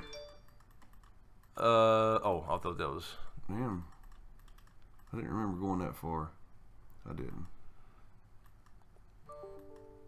I did. I do. I'll just start by saying I do think Bran will. You know, I think that's the whole Blood Raven thing. You know, he warned him against, changing the past. I think we obviously know he can do that with the whole, Ned thing with the Tower of Joy. But I think Blood Raven learned that the hard way with the Mad King. I do think there's something to the Mad King and burn them all. So I mean, I think if it comes down to it, I think that's kind of his dilemma. If it comes down to saving the world, he may have to take a chance on changing some things. I was actually saying that maybe there's something missing at the Tourney of Harrenhal, where, in the books, the Tourney of Harrenhal is pretty straightforward, we think. We know that's when Rhaegar and Lyanna first met and perhaps fell in love and all that Night of the Laughing Tree stuff that's not in the show. So there may be something there where we see Bran do something there to make sure that Jon is the prince that was promised and to make sure he was born, maybe? Oh, yeah. I did a little short theory bit on that a couple months ago, just saying, like, what are we missing from there? It can't just be as simple as, all right, we got Howland Reed introduction there. We learned about him. We learned about the Night of the Laughing Tree, how good Lyanna was at horseback. Is that just because she met Rhaegar, or is there something else there, like Bran needs to make sure Jon's born or something? You know what I mean? Something a little bit sci-fi-ish. Yeah. A little bit more of the time travel stuff. Marty McFly shit. Yeah, but not overdone. So I think that's a possibility. Looks like we got another super chat here from DTS10. Thank you so much, DTS. Thanks so much. Hey guys, do you think that Sam's dad will ever realize what all his son has really done for the world? I hope he does. Yeah, but I don't think so. Yeah, I agree. I don't think he wouldn't even listen to that. If somebody sit down and talk, like Gilly tried to tell him, look, he's killed a White Walker. He's done all this shit. Right. He's tried to protect me. He got his ass whipped. Damn near killed by the Night's Watch guys. Yes. He didn't even try to hear any of that. He's such an asshole. So I don't think so. And I think that's part of Sam's things. Like, Tarly's probably going to die or something like that, and he'll never know what Sam actually did for the world. I know, man. It's just one of those. There's going to be a lot of little tragedies. So unfortunate. There's going to be a lot of little tragedies in this damn that's thing. right. Here's one from Trevor Air Dry. Again, yeah, that's what you called it earlier, Air Dry. Q&A. A lot of speculation is going that a dragon gets killed and turns into an ice dragon. Aren't the dragons the only thing that makes this battle somewhat equal? Yeah, see, that's what I was saying. That's exactly what I was saying. Why I don't quite buy the resurrected ice dragon thing that people are talking about. Right. Because it seems to me that throws everything out of balance. You know, we were saying that before. There is some balance here. There is some symmetry. 3 dragons is you would think that's overkill, but there's hundreds of thousands of damn whites. There's a shit ton. And if you think about the Field of Fire, the old Field of Fire, and we're going to see probably a 2.0 version of that, there was only 4,000 people died that day in that fire with 3 dragons. Damn. When Aegon the Conqueror used them. That's amazing. So there's hundreds of thousands of whites. So I do agree that would be kind of lopsided if they got a dragon too. And is it able to breathe like icy breath, you know, once it's resurrected? So I'm not 100% there yet with the whole ice dragon thing, but I guess it's certainly possible. I mean, they can resurrect horses and any other animal. True. So, I mean, it's certainly a possibility. I'm not going to certainly say no, it's not going to happen. This is cool. Morgelson says, question, hey, first time I see you gents. Hello, Morgelson. Welcome. But I do have one question. What is happening with the Ironborn in the new season? They play an important role in the books, but where are they? Yeah, I mean, I think in the new season we're going to see Ironborn versus Ironborn. You're going to see, obviously, Theon and Yara's group that kind of left with them. They agreed, you know, with her as far as Euron just coming up saying, I killed my brother, and nobody did shit about it. And Euron, of course, is going to now have to shift his strategy since he didn't get to Dany first to Cersei. I mean, they really don't. He don't really have a choice, and she don't have a choice. So it's going to be Ironborn versus Ironborn in that sense, where Cersei is joined up with Euron in a way. I don't think they'll ever actually get married or anything. He'll offer that, and she'll agree to it. It won't happen.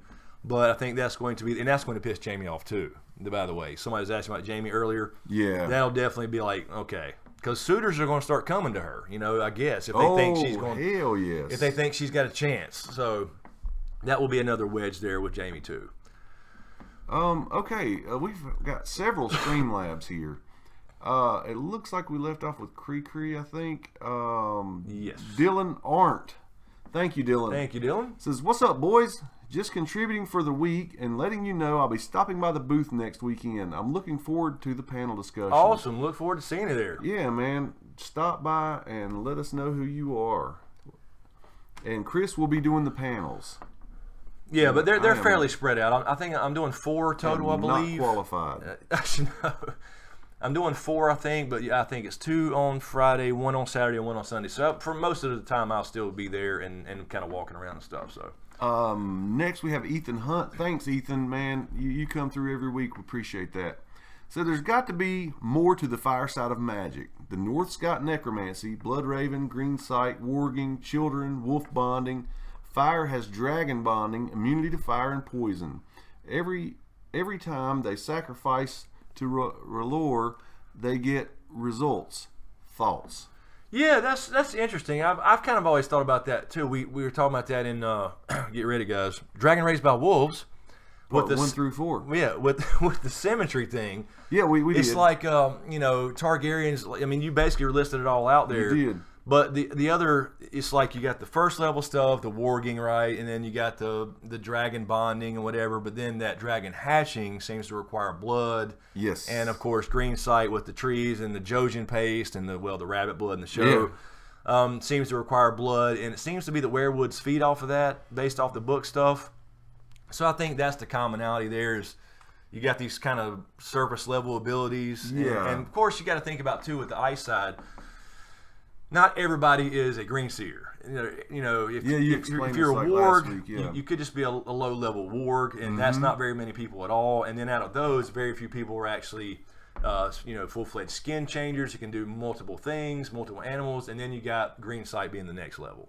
So there's levels to that too, and I would say it's very similar to the Targaryen side because you have some dragons, Viserys, who died via fire, and many in history have. But Danny apparently is immune. So there's different levels of that on each side, I think. I hope that's some symmetry. The green sight's a lot like dreaming, right? So yeah, like in a way, dreaming you at a basketball court, but you never get to play. And that sounds familiar. Yes, my recurring dream. And then when you do, the ref turns around. It's the Night King, and he grabs you. Chris keeps having this recurring dream years and years. He's had. I've had it for years and years, man. It's insane. All right, here we go. This is Carol Brown. Thanks, Carol. Thank you, Carol. Thank you. You do so much for us. You don't even know.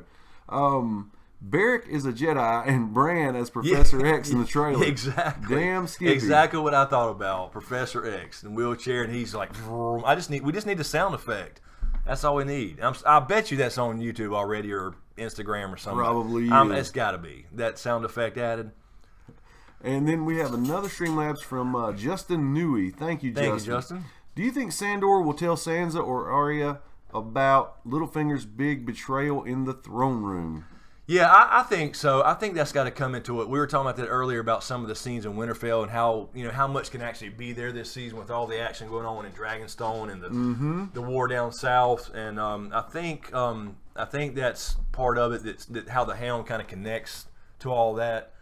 As opposed to just stopping by Winterfell and just going to get something to eat and taking a nap, and then getting the new horse.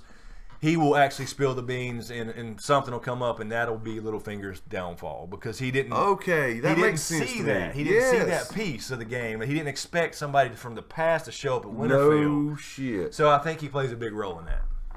Actually, we have Jared P with a nice donation. Thank you, Jared, so much. Wow, appreciate that, man. Also known as the guy who, as a youngster, beat Jordan in a free throw contest. Whoa! Hold up now. Damn. I need to send me an email, Jared. I need to know that story. Yes. Absolutely. The biggest Jordan fan in the world That's right here. absolutely right. He and I know, and I played against his brother years and years and years ago, and I played against a few NBA players, actually, quite a few.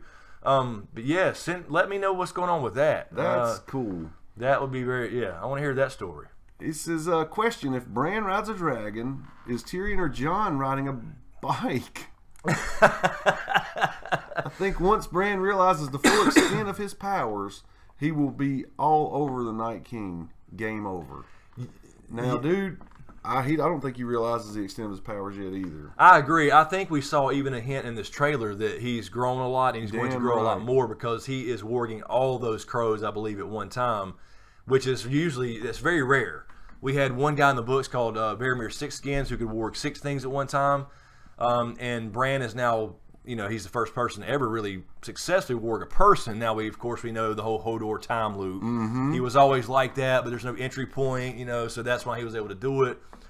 But I think that's what's going to happen. I think Bran's going to play a big key, but that's what makes me worry about his survival. Like, it's got to be people thinking this sacrifice could happen. Who said it's got to be Jon or Danny? No shit. Because Bran's going to have to. It's like people talk about Bran warging a dragon. That seems to me it makes sense for Jon to be able to do that because that gives him the ice side and the fire, and it's got to be something magical. Yes. Like we talked about in A Dragon Raised by Wolves. Parts 1 through 4. So check out that series, guys. I agree. So thank you, Jared. This is another stream that's from Steph Snow. Thank you so much, Steph. Love you guys. This relates to your God's Eye theory from Dragon Raised by Wolves. I'll drink this time. Oh man, we got two keywords now. This drinking game. This is in episode 1, season 1. The White Walker makes an eye with the bodies and keeps the girl, a child, or children in one piece. Was it right there all along? The symbols they make, the spiral and an eye, coincidence? Yeah, I saw somebody pointed me to the GOT channel, Game of Theories, and I went back and checked out that video because I had said this years ago. But then his video, it was really, really good, by the way. I'm not sure. He was here last week. Yeah, he was. So, I went back and looked. It makes sense. I'm not sure about the line through it because that's technically a theta symbol that George R. R. Martin has used in a lot of his sci-fi stuff. So it could have been just a shout out to that, just some kind of symbol. Mm-hmm. The symbol was really just to connect them with the children of the Force. So they were basically telling us the whole time, this is what we were created by, but we didn't, of course, find that revelation until last season. But the first symbol, it was different from the spirals. Obviously, the spirals were in relation to the tree and then all the rock stone formations around it. They were telling us the whole time, this is what we are, and we had to kind of connect that. So, but that specific one with really what makes me think that may be the case is the heads, around it, because it represents like the faces of the weirwood trees at the God's Eye, as described in the books. Very cool. Now, the question is since we haven't heard that word in the show, that we hadn't seen it at all, will they show? Does that matter? Mm-hmm. If they're not going to introduce us to that, then that first scene will have never even mattered. So if they had the whole plans the whole time, if we're right about the God's Eye, it could very well mean that, like, they showed us right at the beginning how it's going to end, or at least that where. would be super cool. Yeah. And I think that would be super cool. And you got to give Dan and Dave some credit for that one if that's the case. Damn right. Even though the same thing happened in the book, but you know what I mean, visually laying that out there. But I just question the line through the middle. But you could see it as an eye, I guess. Could, yeah. I'll switch back over here and I see Super Chat. We have Danny Curian. Thank you so much, Danny. Thank you, Danny. Also, maybe Peter Baelish talks about the north-south in your mind thing. In your mind thing after Sansa asks him if he has any last words before being killed. Yeah, that's very true. Maybe he's saying that with his head down on the block. Out there where old Garrett or Will got it. That would be kind of cool. Going back to that original location, he's been over, and she's like, "Any last words?" Any last words? Yep. Just like Ned. That would be a good parallel. And here we have Karina Hunter. Thanks again, Karina. Thank you, Karina. You come through every week. It says Q&A. If Bran Worgen counts as flying, then why doesn't it count when he walks during Green Sight? By the way, it'd be fun to have a Smokescreen Thrones pool where we'd bet. Example, total deaths each season for $2 or $5. I love dead pools and shit like that, man. Yeah. That would be really cool. That would be cool. We'll think about something like that. Thank you, Karina. Well, I guess the walking does count. I think because he does experience that. Yeah, he and does. That's why he, when he was first learning that, he was like, I want to stay. Because not only because he's seeing happy times, but he's getting to walk around and stuff and use his legs and be a normal kind of kid again and work, all the stuff he missed. So technically it does. Because he is technically experiencing that. He's actually there. That is. He just can't be seen and all that stuff, so. And, well, hell, yeah, look at Bloodraven. His old ass couldn't have got up and walked. He probably enjoys it, too. No, absolutely. Lead him through he's been those stuck in that visions. tree for years with roots growing through him, through his face. Stuck, man. He don't want to go back he's literally there. part of the tree. It's kept him alive. But he says you can't stay too long. Right, or you're drowned. Yeah, and that might have been a little shout out to Patchface from the books when he says you can't stay under the water too long. Under the sea is beautiful, but you'll drown. Little shout out to Patchface from the books. Here we have Keltec77. Thank you so much, Keltec. Q&A. John has assembled the Avengers of Westeros. That's right. Tormund and Beric. Maybe Gendry and the Hound go north of the Wall. Who else might go, and how the hell might this team come together? Yeah, well, that's the question. We got the whole Brotherhood Without Banners, which makes up the majority of that group right there, at least with Thoros, Beric, and some of those guys in the Hound. They had already got word of going north and the problems going on, so they knew about it somehow. The question is how they find out about that. And then John's going to go down, of course, to Dragonstone, and maybe there's something there where he tells Dany the plan, but it's hard to say how they're going to get hooked up with the Brotherhood. I think the Gendry thing will come in because Dany will retrieve Gendry from King's Landing because she needs a political alliance like we were talking about earlier. So he might be there when John comes, and that's how Gendry joins the team in a sense. So I think that makes sense. No, that does. I could see that. So then, of course, they head back north, and maybe they stop back by Winterfell again, which you would think they would, obviously, because anybody going north to the Wall would stop at Winterfell. Then again, do they go by boat and go to Eastwatch? So it's hard to say, but I would think they would stop back by, and that's when they kind of meet up with the Brotherhood. Okay. So I think that's how they obviously get together. So I think we saw them in the trailer. So I think that's how it goes down. And we have a Streamlabs donation from Kaylee Cloud. Thank you so much. I've been trying to put this through like 15 times now. I can't even remember what question I wrote anymore. Have fun at con. Wish I could be there. Well, dang. I hate that. Yes, sorry. I'm not sure what kind of issues you had. If you have a question, try to type it in the chat and see if Carol or Celine or somebody can grab that for you. And here we go. Let's see. I have... Yeah, Voice to Varys. Who said that? Voice to Varys, Proto Stark. That's it exactly. Bridget Hammond says, "Can we all collectively spam emojis so that the Nightbot will be overwhelmed?" I don't know what would happen. I don't know. He might die. I like Nightbot. I think he's funny. I mean, I need to I think I can program to say some more relevant things. But here we go.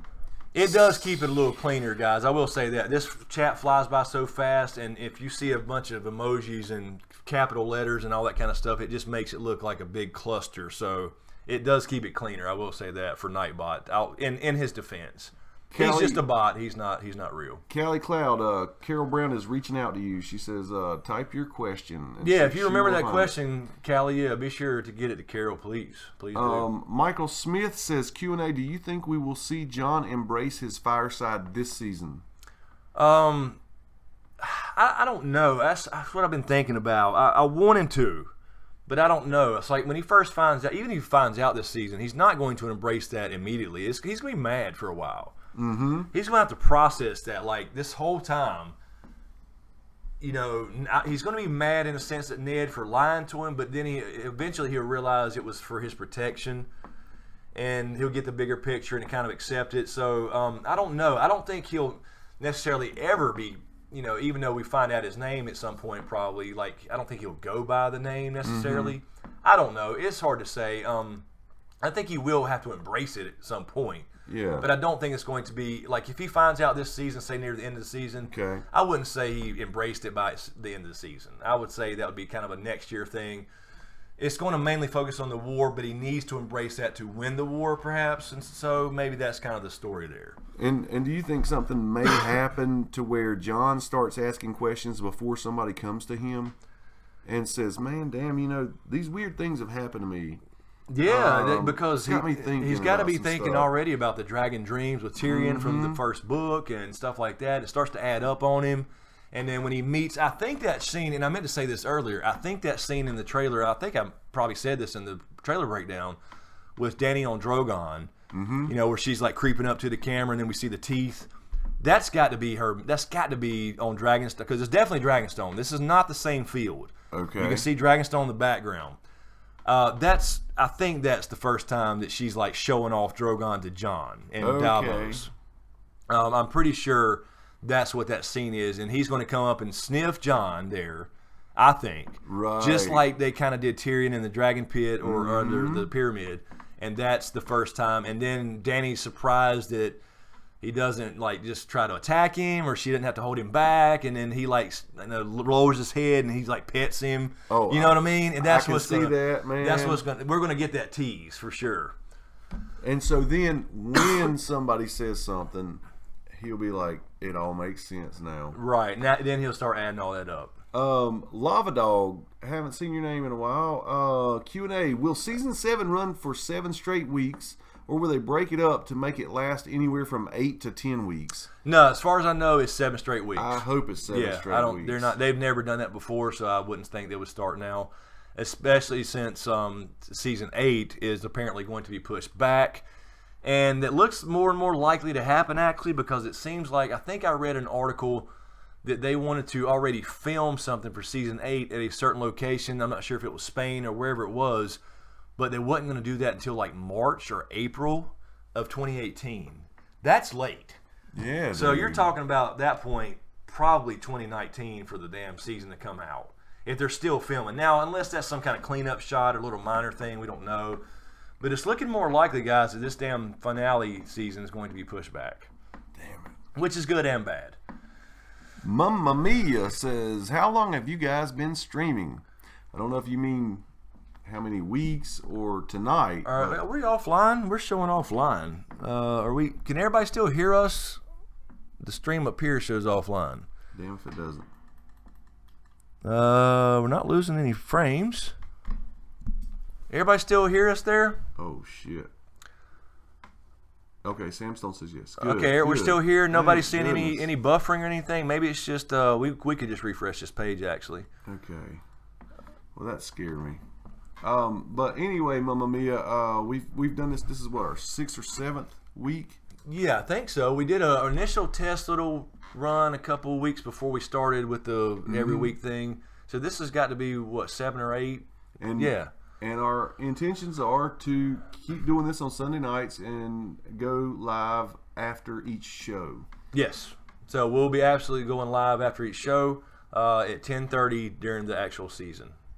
Okay, so everybody's still here. Everybody's saying everything's Okay, good. It was just showing offline. And I was checking the packets and everything, making sure we're good. Okay, cool. Crudman123 says, Q&A, do you think the others could be dead human green seers warging bodies made of ice from within weirwood.net based on human greed for life? It's a theory I've seen that makes a lot of sense. Okay, I just read that, but that was over my head. Yeah, dead human green. No, I mean, I think we've pretty much seen what the White Walkers are. I mean, we saw, we saw the first one created with Dragon Glass. And by the way, he was a proto-Stark. Woo! Sweet daddy. And but then we saw the baby thing with Craster. So I think it's pretty clear that, whether they're all Craster's sons, we don't know because he's been around for 8,000 years. And remember, guys, we also have not seen a Night King in the books. We've heard the Night's King story, but I think in the books we have yet to see a de facto leader, and we may not. It may just be like the others. There may not. They may call him the Great Other or whatever, referring to their god. The god that Melisandre and the Red Priest made up. But anyway, I think it's pretty clear that it's sacrificed people, because we had the Night's King story in the books where they actually were sacrificing people, or babies, I should say, and then Craster is the modern day version of that. So I think it's pretty clear that the first one was created, and then he went on to procreate by touching cheeks, right, with his fingernail, his magic fucking fingernail. So I think that's pretty much it. Now, once they get turned, can they tap into that? Which if he was originally a green seer or warg or whatever, as a proto-Stark. Cheers. And so yeah, I mean, I think that's certainly a possibility. They tap into the kind of hive mind thing, and see all that information. So Borg. Yes, the Borg mentality. Yeah, and George R. R. Martin, I haven't read a lot of his. I've read some bits and pieces of his old sci-fi stuff, and he does write a lot about that hive mind stuff. Oh, really? Yes, and he's a sci-fi author. That's awesome. He's very deranged. Very, very deranged. I agree. Nerd Factor, again, thank you so much, Nerd Factor. Thanks, sir. This is purely for you guys to get some Tennessee hot chicken. Not mild, hot. You also have to record it. You'll hate me later. Uh-oh. Final note, get some good whiskey. Man, I'll tell you what, Nerd Factor, I like hot stuff, actually. But, yeah, I love the taste. It doesn't burn me bad, but it makes me sweat like hell. You know what I mean? Like, even if I'm just eating a mild, I eat hot chicken wings, it don't bother me a bit, but it starts making me sweat. Yeah. So, yeah. A lot of people, when they do those big hot challenges, they have sweatbands and shit. Oh, yes. I had towels hanging around I'll tell you this. I had a buddy come up here from New Orleans, from Louisiana. He used to come here every year. I'd go to New Orleans, go to a Saints game with him, a Saints-Panthers game. He'd come up here to go to a Panthers game. Corey, if you're watching, what's up? I don't know if you're watching. And anyway, he would come up here to go to a Panthers game with when the Saints played up here, and we went to a local chicken joint to get wings, and he tried to get I forgot the name of the one at the wing plate. What's the name of that damn thing? It's the hottest thing ever. You have to sign the waiver. Oh, at East Coast? It's East Coast. Yes, and I've seen people eat those. And now this man eats hot shit every damn day. He's from New Orleans.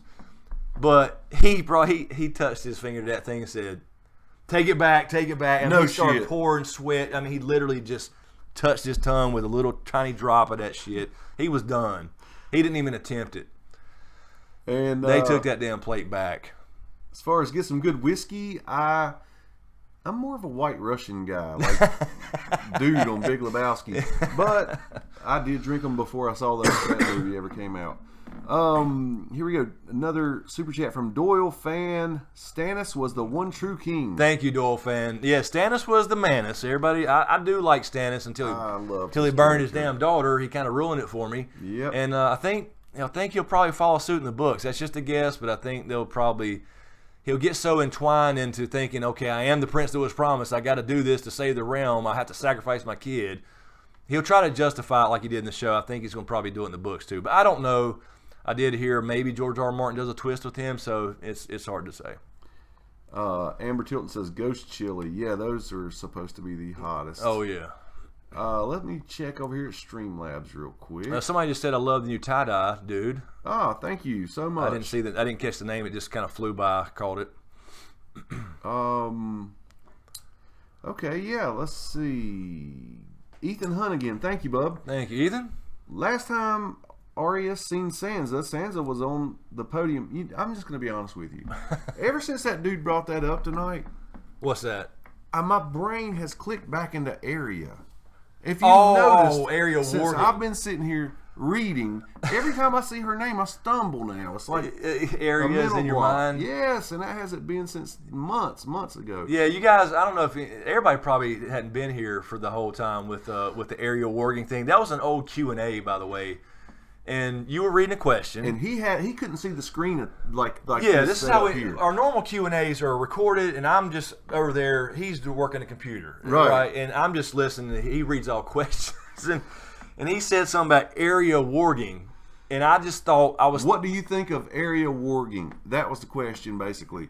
And so he put a lot of thought into it. Yeah, because I was thinking they mean like the location of how close you have to be, the vicinity you have to be into an animal to warg it or whatever. And he came up with this long, drawn out, and then it's like a light bulb went off his head, and he said, "Let me look at that." I said, "Do you mean Arya warging?" Yeah, that was funny. Oh, so somebody remembered from the old school. But yeah, Ethan says last time Arya seen Sansa was on the podium with the Lannisters. Yes. When Ned lost his head, and she was claiming her love for Joffrey. Will there be more drama between the two sisters before the Starks have a happy reunion? Yeah, I think. Well, Sansa was pretty. A lot of time's gone by. I'm sorry. Yeah, a lot of time's gone by, and Sansa was pretty terrified. She wasn't saying anything up there. She assumed that she believed that Joffrey is actually going to give him mercy. So she was pretty fucking upset too. And I don't know if Arya had time to see that. Probably not, because I think that she had been grabbed by that point. So I think when they first meet, I think it will be a kind of a embrace, you're alive, type of thing, and then they'll get into conversation about things, and there'll be a little bit of drama, a little bit of fighting back and forth on you did this and you caused that and whatever, and then they'll come to the whole pack thing, right? Are we going to sit here and argue amongst ourselves like Dad told us about? Because Ned said this exact thing in the books to Arya. Or are we going to come together as a pack? I think that's kind of the idea. That's awesome. So, what are we at, an hour? We're at 2 hours almost? Yeah, man. Kyle Dubs says, Q&A, what do you think the Faceless Men, why do you think the Faceless Men have to kill someone to get a face? They show Arya her face on a dead body. Yeah, I mean, Kyle, it's hard to say. There's definitely some magical aspects to that. It's not just a mask, because they changed bone structure and all that, almost like a glamour, and there is some glamoring involved as well.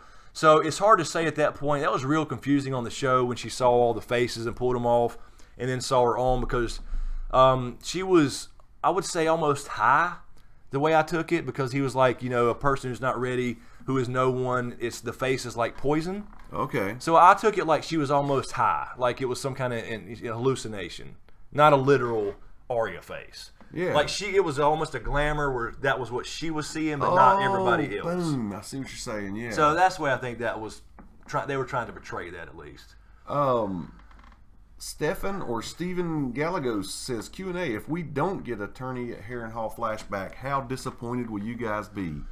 Very. Yeah, I will be, for damn sure. I mean, I think we have to see. I would like to see Lyanna. I mean, they don't have to do the whole Night of the Laughing Tree thing, but it would be nice to include Howland Reed a bit in the Night of the Laughing Tree with Lyanna a little bit more. But I think we have to see that Rhaegar was not this kidnapper. That was a true love story, and Bran needs to see that and relay that. Because Sansa thinks, like right now, Sansa and everybody else in the realm for that matter, thinks Rhaegar was this horrible person who raped and kidnap Lyanna. So that needs to come out that Jon Snow is the son of a great guy versus this guy that Barristan Selmy talked about. That does need to come. Yeah. Versus some horrible kidnapping rapist. Mm-hmm. So I would be very, very disappointed if we don't see at least a little portion of that. Not the whole thing necessarily. I don't have to take a whole episode, but you know what I mean. Yeah. Steph Snow says, in the traveling theater group last season, Arya sees them showing Sansa marrying Tyrion. I feel like they need to address this too big for a plot hole. Yeah, that's true. Because Arya didn't know that when it happened, so that's part of the conversation. I think. I was over here. Did you get married to Tyrion Lannister? Do you like? She's going to be like, did you join the Lannisters? Yeah. That's where the drama's going. Once they have the embrace, okay, you're alive, you're alive. That's what the drama's going to be. It's like, wait a minute, did you just sell out our family and join the Lannisters after I snuck out of there? Yeah. I think that's part of the conversation. So yeah, good point. They cannot forget about that because Arya saw that happen over there. So she saw a skewed version of actual events. This one popped up earlier. I saw it and it flew past. This is from T.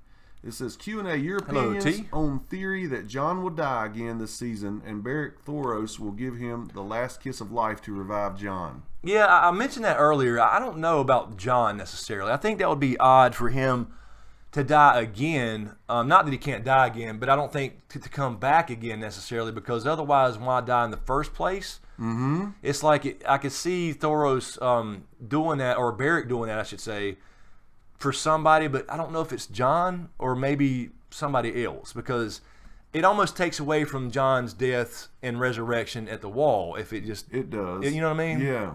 So, and I think that's the reason they skipped the Lady Stoneheart thing in the first place with Beric still being alive in the show because he's not in the books. Okay. Because the resurrection thing with Catelyn so early would have taken away from the power of Jon's. It would have. So I think they had to cut some things, obviously, and that was obviously a good idea. I know a lot of people wanted to see Stoneheart, but it made sense to take it. You don't want to water that down. You don't want to water the Jon thing down. It's too important. So. I've got another super chat here for you. It says Dragon. This is from Dragon5616. Thanks so much, Thank you, Dragon. If lemon drops are made from artificial lemon, are sun drops made from artificial sun? Q&A. Which Game of Thrones actor would you most like to meet? I think you had to answer this last week. I believe. Well, first off, let me say Sundrop is nectar of the gods. It's made from real sunlight. It's real sun. Actual sun drops. It literally is. It is. It's that good. Which God actor? I don't know. Did I say somebody last week? I mean, I would like to meet, God, I like to meet Dany, and I wanted to meet Melisandre at Con of Thrones, but she fucking canceled. Really, really did. I like to meet Kit Harington. Yeah. It don't have to be all the hot ladies of the show. I'd like to meet Emilia Clarke, Kit Harington. Davos. I really like him. I think love Liam. Davos. He's very, very cool. I like Bran, Arya, Macy Williams, Bronn. Yeah, I mean, I don't know. It'll be hard. It'd be hard just to pick one. I don't know. Did I say somebody? Did somebody ask me that last week? Maybe it was a couple weeks ago. I think the question was, who would you most like to interview or something like that. Yeah. That's a little bit different. Yeah, I don't know. I don't know if I could narrow it down. I mean, I like so many characters. I would actually, you know what? I think from a standpoint of talking to somebody to hang out, it would be Peter Dinklage. Oh shit, yeah. I think if it was just to meet, like, hello, I like your stuff. You look good. It would be Dany, I think, or Melisandre, or whatever. Yeah, somebody. I'd like to meet the Hound. But I love Peter Dinklage's actual story in real life, like his becoming an actor story. It's really, really cool. So he's a cool cat. Man, that was cool. You told me that story just recently, and I didn't know it. Let's see. I think we're about at 2 hours. So if you guys want to keep going, I guess we'll take another break really quick. I guess. Yeah, and try to push one more hour out of this. Yeah, thing. we typically do about 3 hours and 20 minutes or so. So if you want to do that, Bob Brunn says me and James want to meet Sansa. Yeah. Yes, we do, brother. Yeah. Hold on, Carol's got one. It must have come through. Okay. I think this was the one she might have remembered. Is that? Oh, okay, from Callie. Callie Yes, Cloud? Callie Cloud. That's it. It says Q&A. Thanks for finding that, Carol. Q&A. I know we already talked about this, Chris, but I'm curious what everyone here thinks. Do you think it is Maester Wolken standing with Brand and Winterfell in promos? And it's Cali like Cali. California. Okay, Cali. Cool. Yes, I do think that's Maester Wolken. It only makes sense. Remember, Maesters are not sworn to the family, they're sworn to the castle. So it doesn't matter who the last name is. If that changes, they are sworn to that location for life.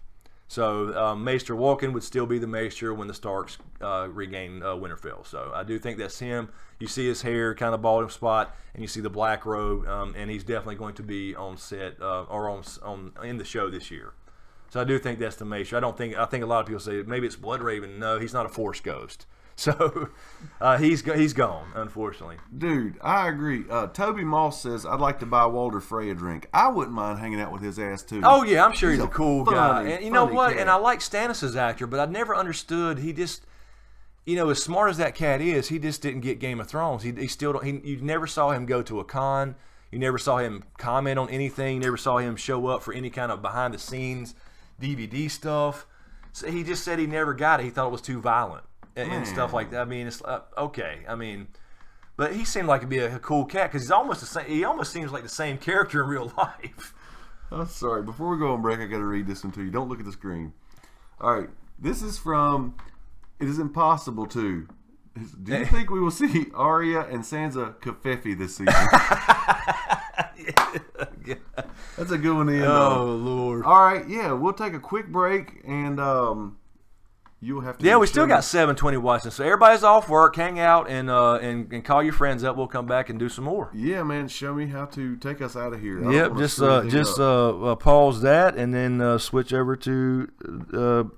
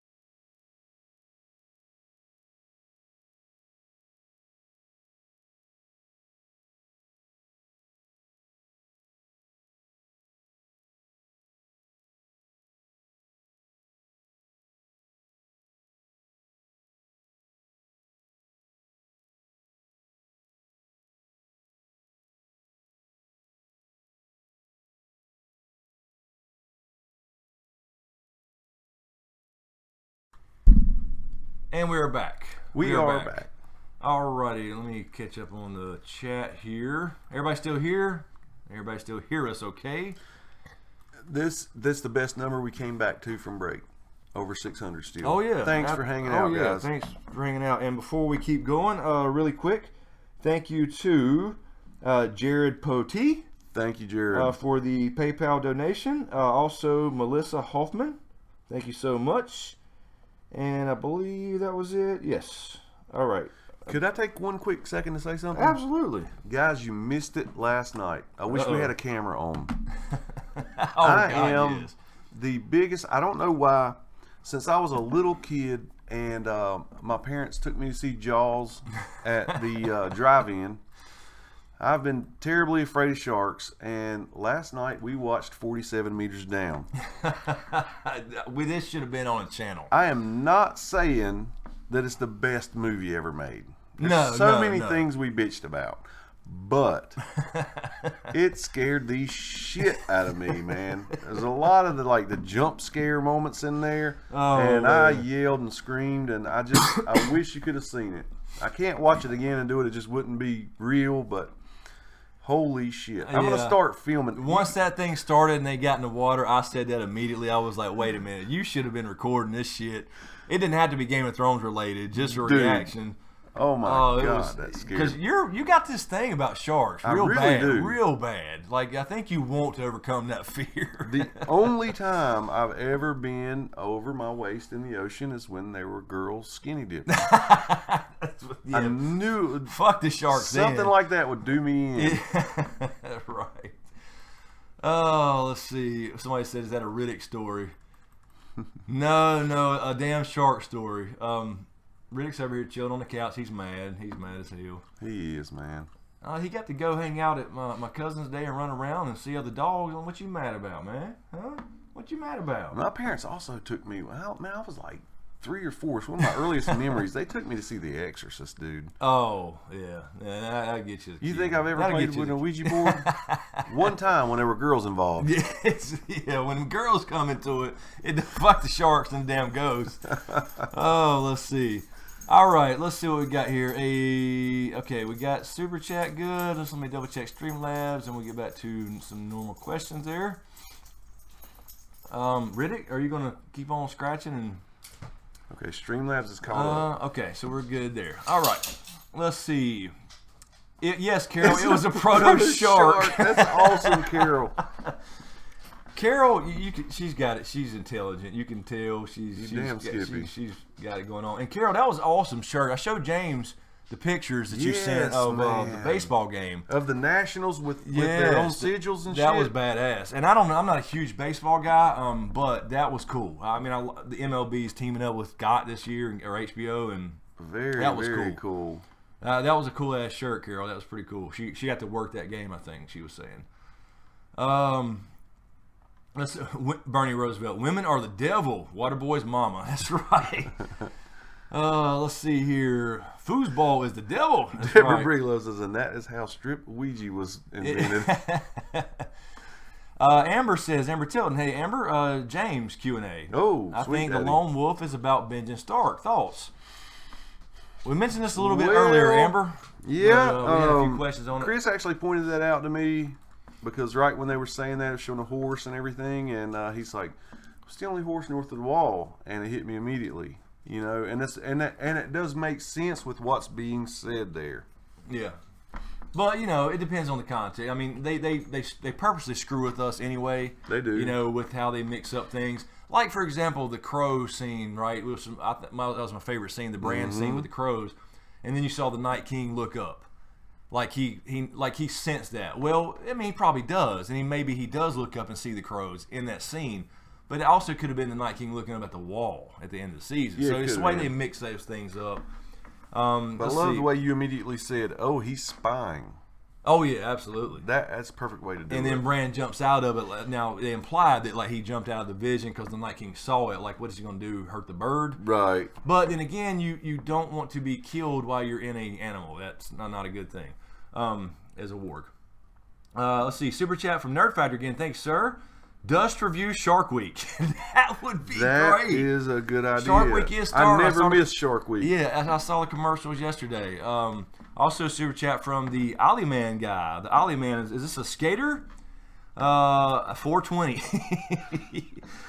This is not Mike Bushnell's other account, is it? That's funny. I hate sharks from Watchers in the West. From the Watchers in the West. Yeah, I mean, I don't know. I'm so damn analytical. I just see those movies and point out all the bullshit, and I don't know. Not that I just love to swim around sharks or something. I know the odds are against you getting bit, but I don't want to be that one. Yeah, that's right. That's right. Let's see. Carol Brown has one from Steph Snow. Chris and James, will we find out what Varys heard in the flames? Answer, Danny. Steph, I did that little video on Varys. It's actually the best video I've done in a while as far as views go, because they don't get views anymore.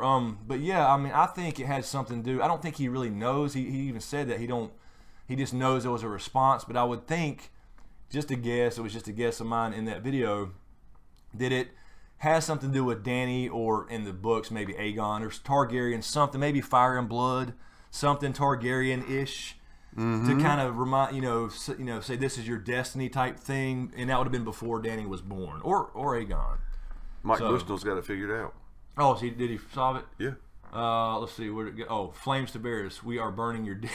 Yeah, it might have been that straightforward. Root and stem. Root and stem. That's right. Let's see. Haha, I love your channel, Ollie Man guy. Thank you. Appreciate you hanging out. Thank you so much. Until the next episode. Somebody leaving? Let's see. Matt M. Q&A. Might have already asked this in the previous stream, but do you think Bran could have resurrection abilities at Peril of the Night King's reanimation abilities could be a game changer? It would be a game changer. Yeah, that absolutely would. I don't know. I think Bran's going to be super powerful in comparison to previous people. I think that's why he was recruited. He may surpass Bloodraven in that sense. I don't know. I think we're going to see a twist there somehow. Books or show, both, whatever. I think there's something more than just... Because if he's just... I mean, is he going to be the kid who's just sitting there at Winterfell just, hey, by the way, he's at the wall now. Oh, by the way, he just got through the wall. Oh, is he just going to be Orwell with an eagle? No. He's got to do something. Right. It's almost like we said in The Dragon Raised by Wolves. Part 1 through 4. I was waiting for you.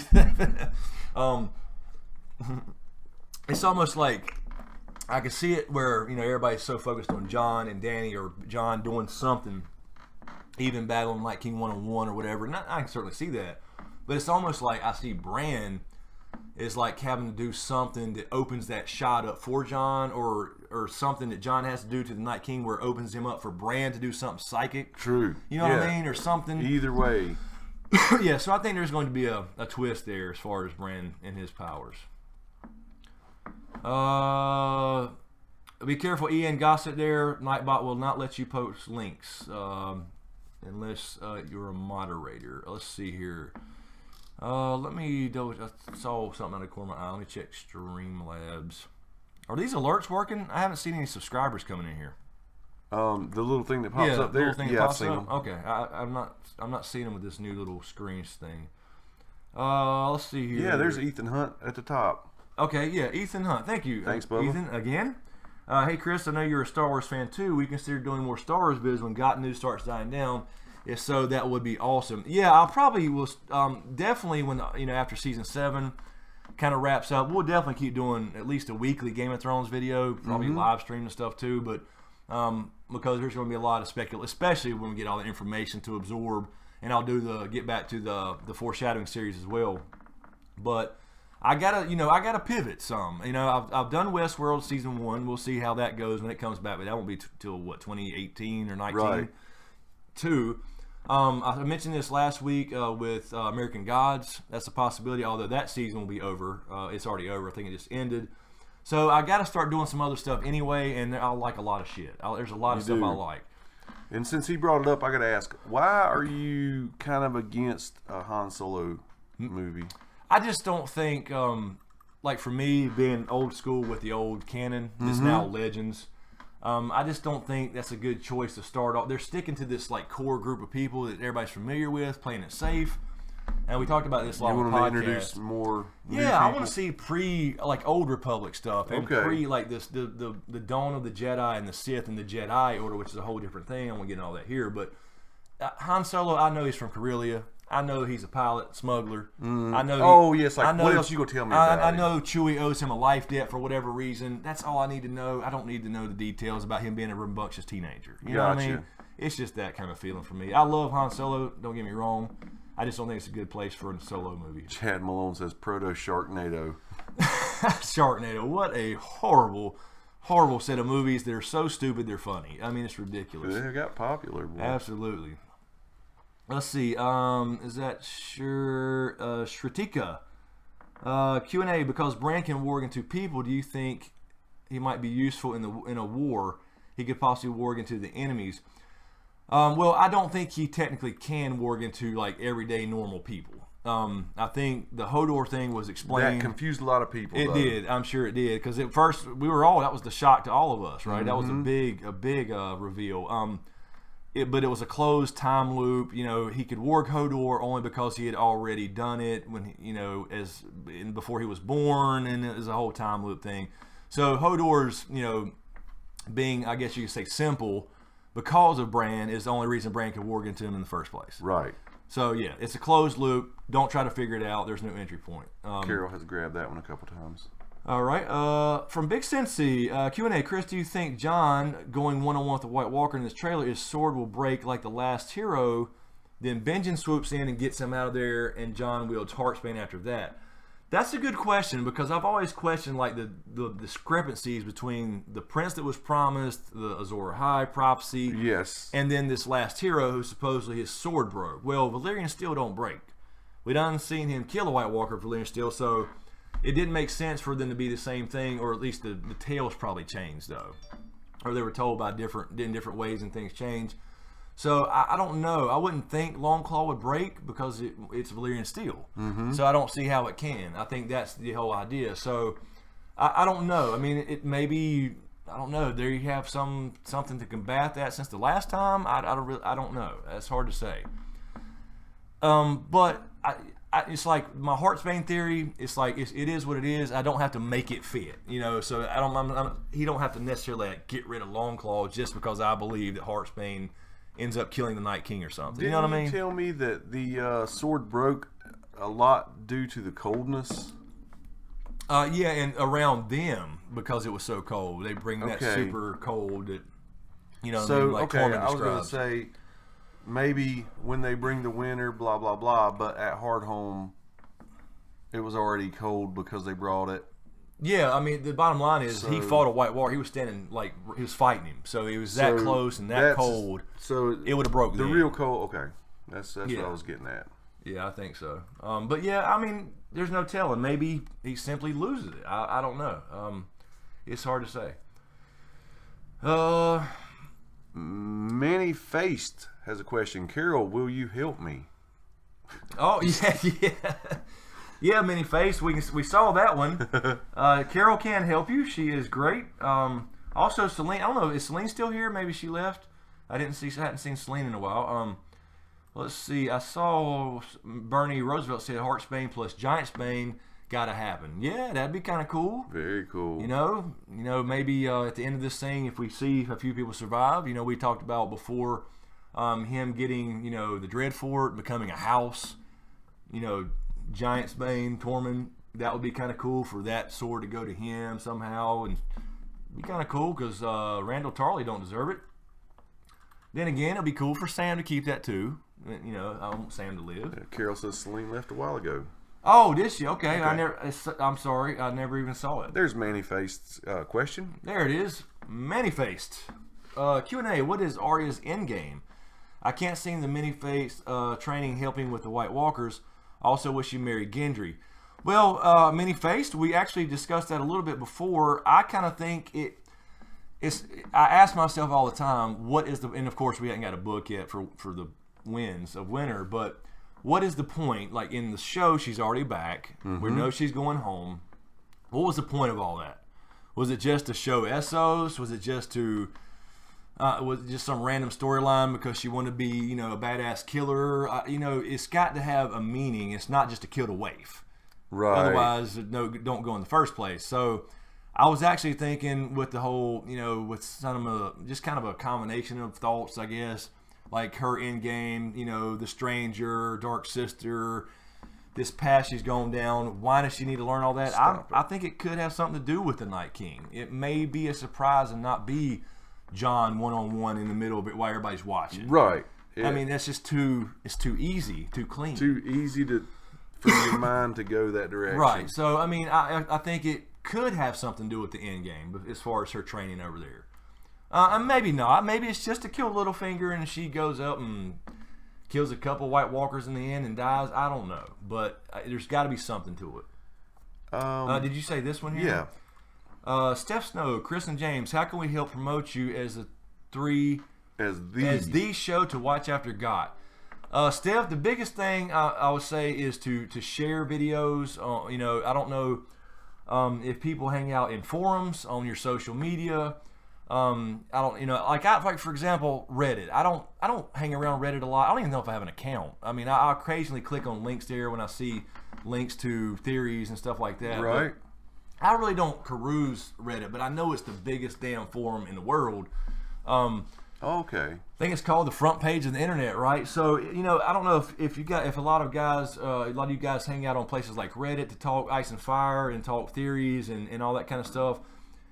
Places, I mean, because I'm not going to go in there and promote my own stuff. That's just, I don't think it would be very, that wouldn't, probably not even conform to their rules. I'm not even sure what the rules are, but, you know, Facebook groups, Reddit, any internet forums, social media, I know some YouTubers have their own subreddits and stuff like that. I don't know. Things like that will definitely help.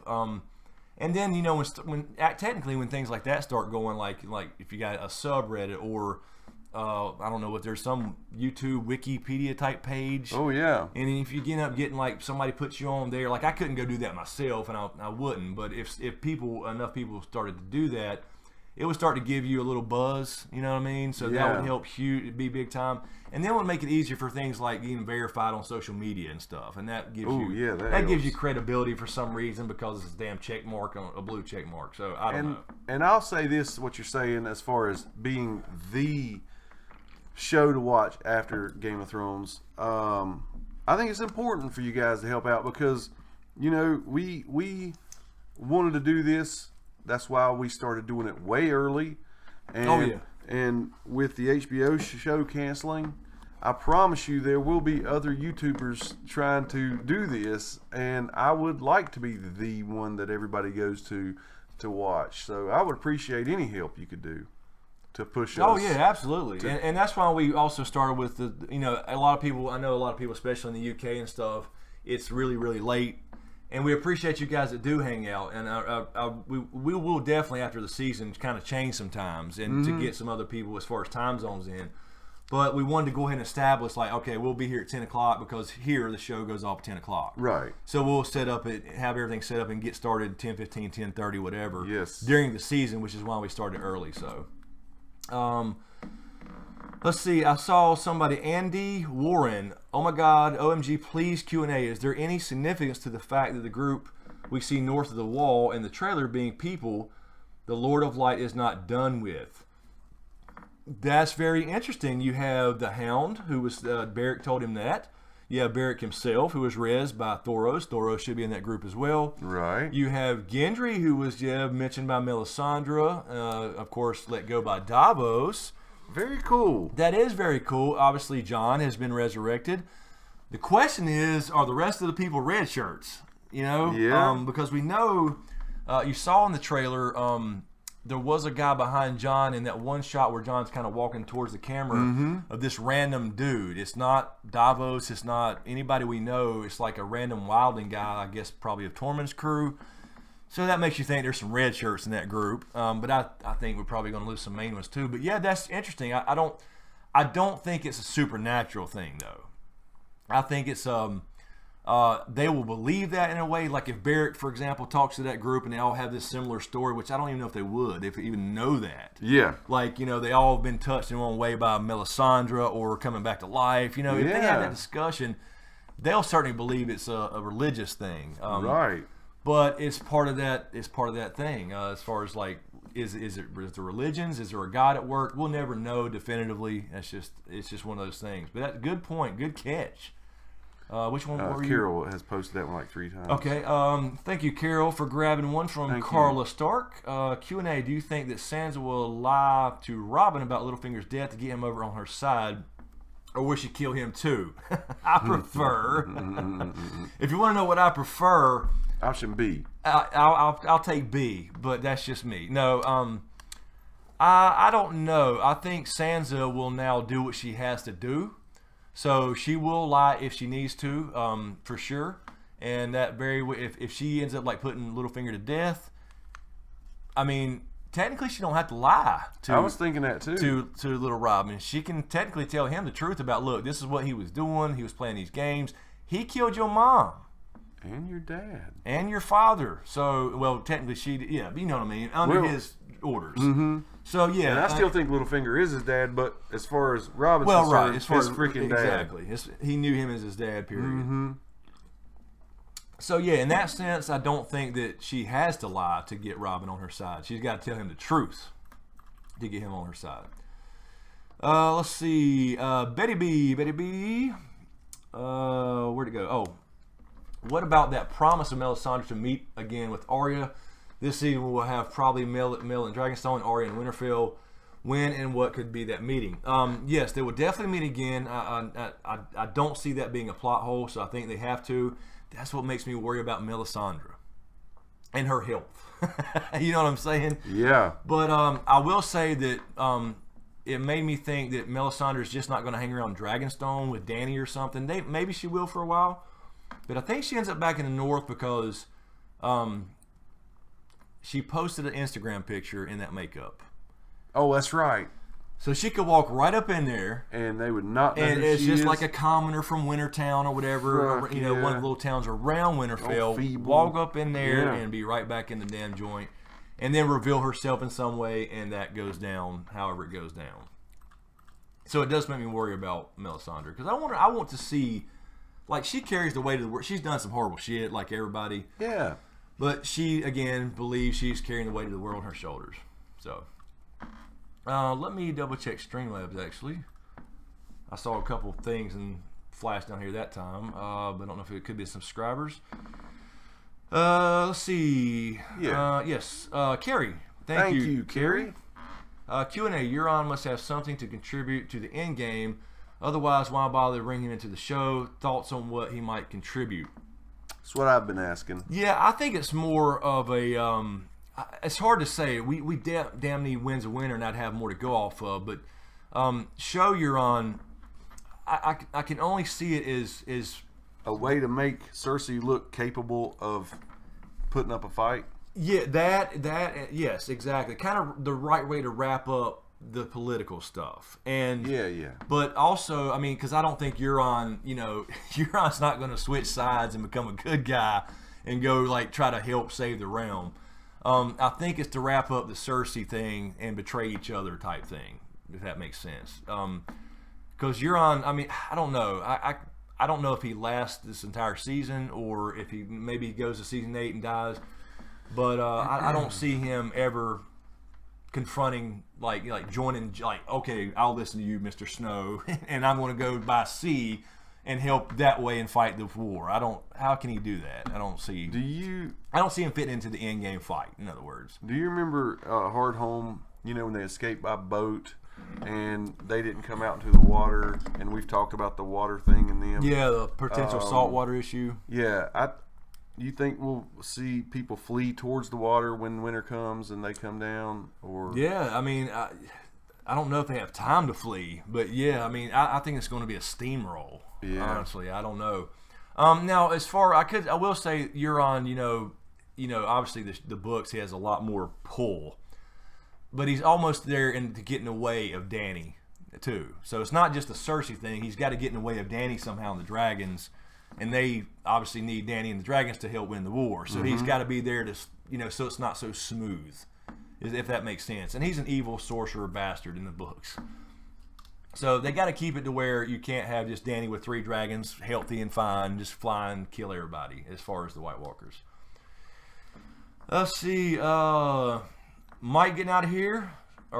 She's saying Mike stop. Amanda's saying Mike stop. Or he's talking about Ramsey again, probably.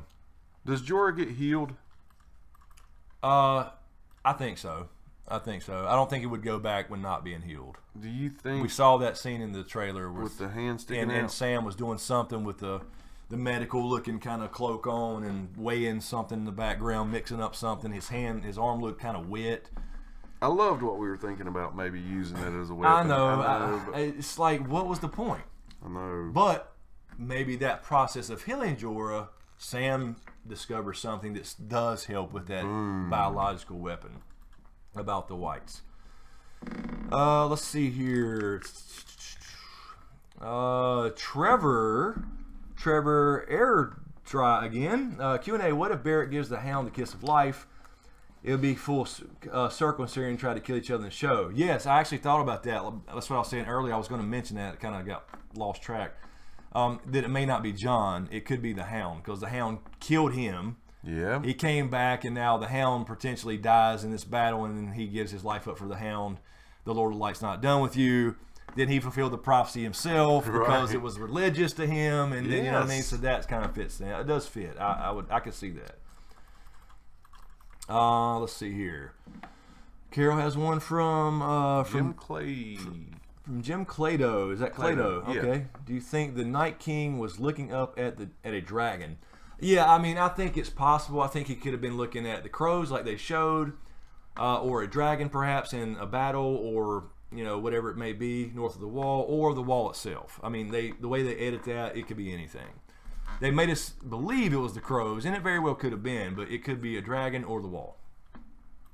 Know the Future. Did you see that one? That was a decent kind of thing. No, let me.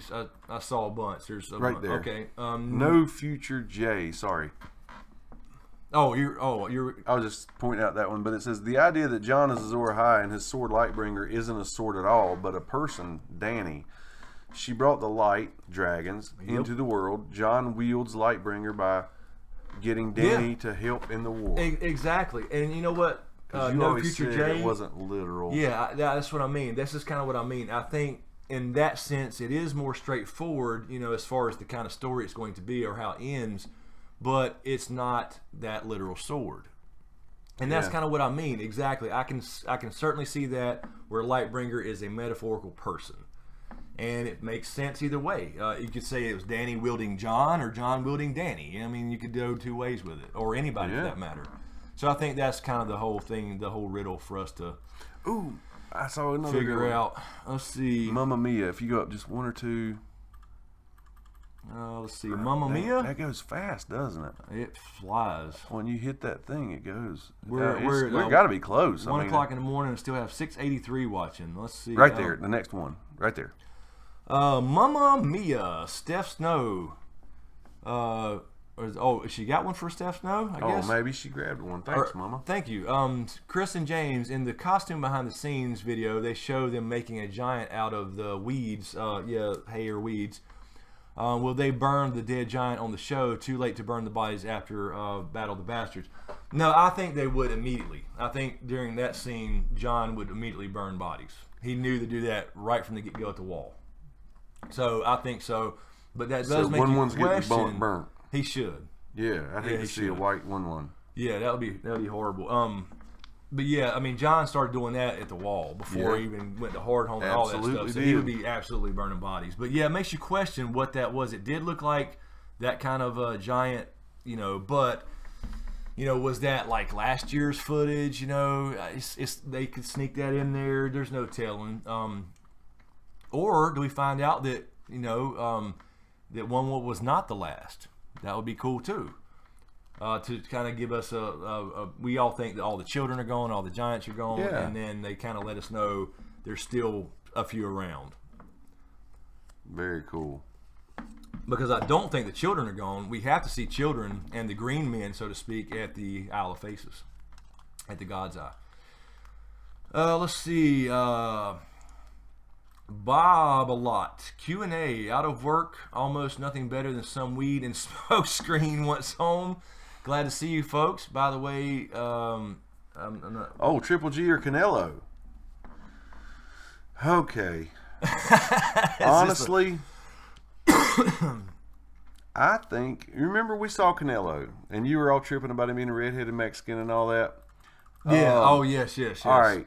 Triple G he's like a robot. He's like almost like Ivan Drago was, where he bleeds. He's not a man. I mean, he's not a machine. He's like a piece of iron. Yeah. So here's the thing: if the Triple G shows up that beats Chavez Jr., yes, he can beat him. I believe he can beat Triple G. Yeah. So we'll see. That's gonna be a great fight. Amanda says, Chris, when you playing Friday the 13th, Mike played for several hours yesterday. Mike, are you streaming? Mike, I need to check out your channel, Mike. Yeah, I didn't know you were streaming. You streaming video games, man? Sweet. Mike Bushnell? Yeah, I need to, Amanda. I haven't got to play a lot in the last few days. Been busy with the podcast, editing that, and then the trailers, and then I tried to put together the extended trailer and all that stuff. But, oh, cool, Mike. Well, I will check it out. If you're actually talking on there, I will watch. Oh, yeah, we got to hear Mike, because you know how it is with reading, seeing their little profile and then hearing voices. I'm sure it's the same for me. And it'll keep you rolling, I'm sure. Yeah, Amanda, once I get back from con and kind of everything's settled, of course, we got Game of Thrones starting right after that, so once everything settles down a little bit, I'll start streaming some more on the gaming channel as well. Because I do get to play a little bit, but not much, not long enough to stream, and I figured if I'm going to play, I might as well stream. Oh, Mike says he talks. Yes, I'll watch. Yeah. So when Chris was playing, this dude was Chris was Jason. We'll just go ahead and open that up right there. Chris was Jason, and this guy was like, "Don't come in here, motherfucker!" He had the funniest voice, man. Steph's no when is Con of Thrones. Steph, that is this coming weekend. So we will be leaving Wednesday, and we'll be back. So Con's actually Friday, Saturday, and Sunday of this coming weekend. Amber says, Smokescreen, the Hound is a little brother. Could he be the Valonqar to kill Cersei? Certainly possible. I still think Jaime fits better, only because it's like right there the whole time. She would never suspect it, and the Mad Queen versus the Mad King in that parallel. So I still think that's the case, but it's certainly possible. Paula says, I saw some. Wait a minute, I lost it. Ember's on fire. Paula. Oh, I thought that was it was to somebody else. I'm sorry, Paula. I'm reading y'all's conversations.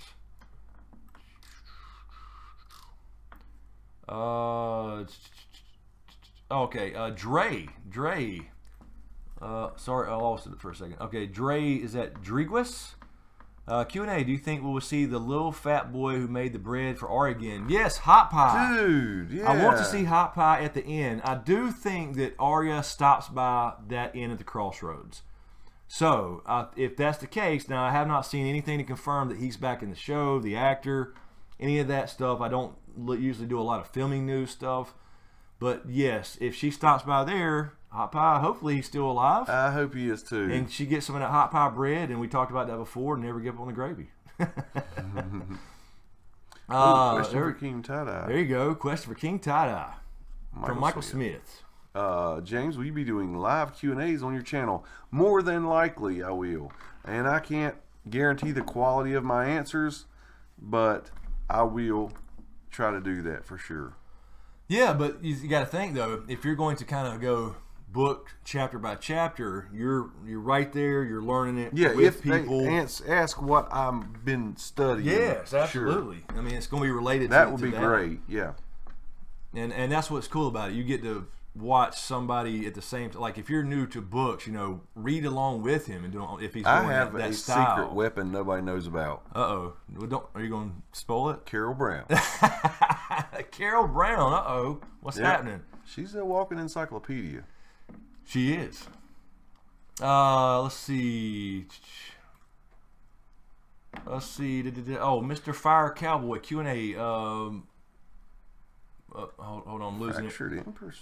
Have I ever considered voicing audiobooks?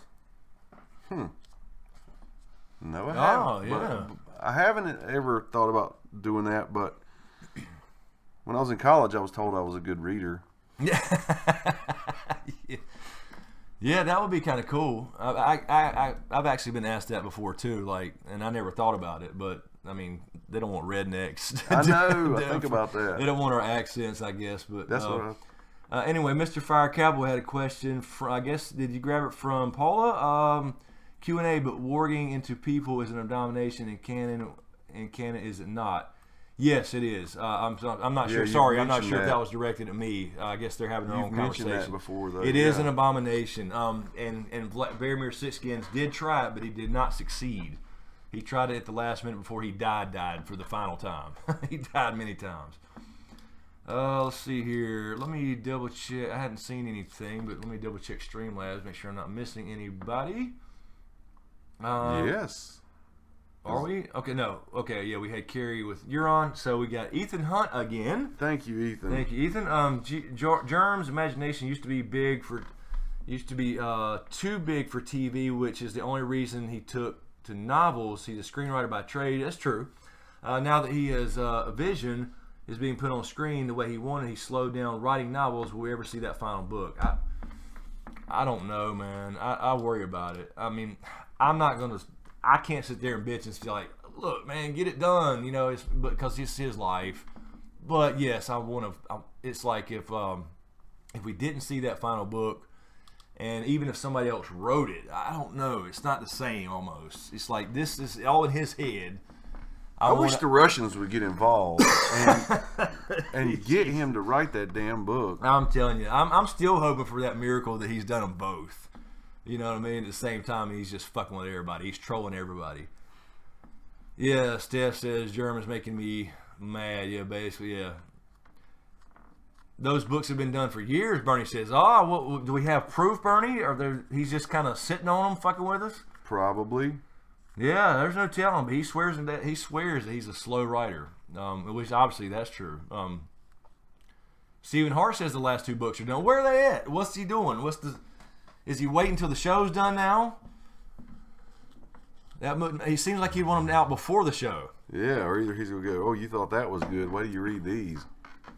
Yeah, maybe, you know, I keep holding on that little hope. I mean, I doubt it, but... yeah. Oh, Capital H. Did you already read that? No, I didn't. Where are we at? It was right there on that last section you were on. Oh, there? Yes, right there. Capital H, Q&A. Maybe since Bran can warg simple minds, perhaps he could warg the mountain. Now, that's a good point. We were talking about this last week a little bit, about him being... Well, actually, it was kind of a similar question. It was like the Night King, could he control him since technically he's dead or was? Mm-hmm. Interesting. I mean, it's certainly possible. We don't know what Qyburn actually did. In the show, or the books, I should say, he may not have a head. I don't think he even does. Now, I don't think they sent that skull to Dorne. I think that was probably a dwarf skull sent to Dorne. But it was supposed to be the mountain's head. But, yeah, that's just like, how does that work? You know, necromancy, do they have to have a brain somehow? Right. I mean, we just don't know. Is this The Walking Dead? Is it got to be a headshot? You know, it's just hard to say. But, yeah, it's certainly a possibility. Let's see here. I think everybody's mostly having their own conversations now going on. Yeah. Let's see. Well, let's see. What do you want to do? We're at 2 hours and 45 minutes. Do you want to do another short segment, take a break, or what do you want to do? Since we've got so many people watching, I mean, we usually end at 3, but since we got so many people watching, yeah, if we want to take another quick little break. Yeah, what do you guys think? We'll take, if you want to go another little segment, we'll do a quick little break and come back, or we can end at 1:15 or something, whatever y'all think. But I enjoy this. No problem. Capital H.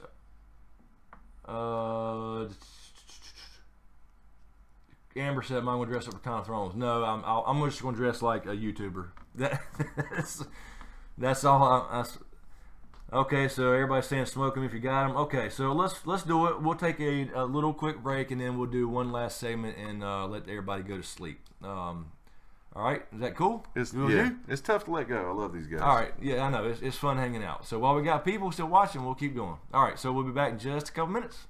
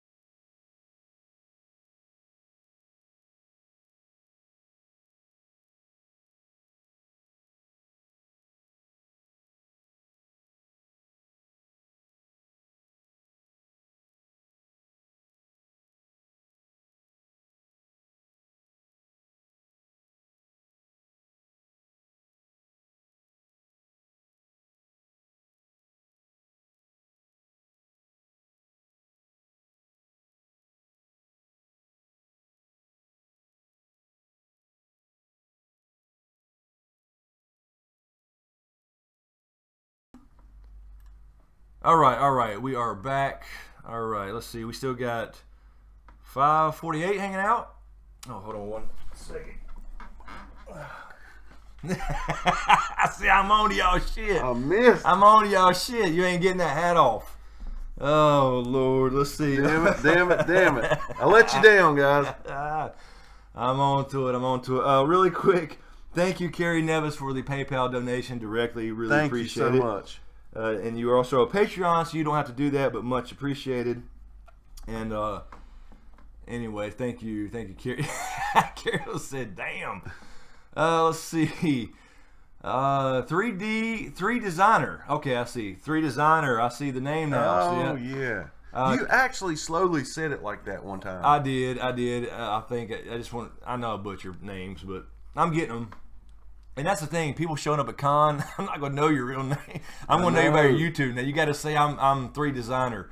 Q&A. What do you guys think about Jamie the Dragon Slayer? I think he's gonna try. I think that's what he's doing with that damn, with the lance. Otherwise, there's no point for a lance on a battlefield.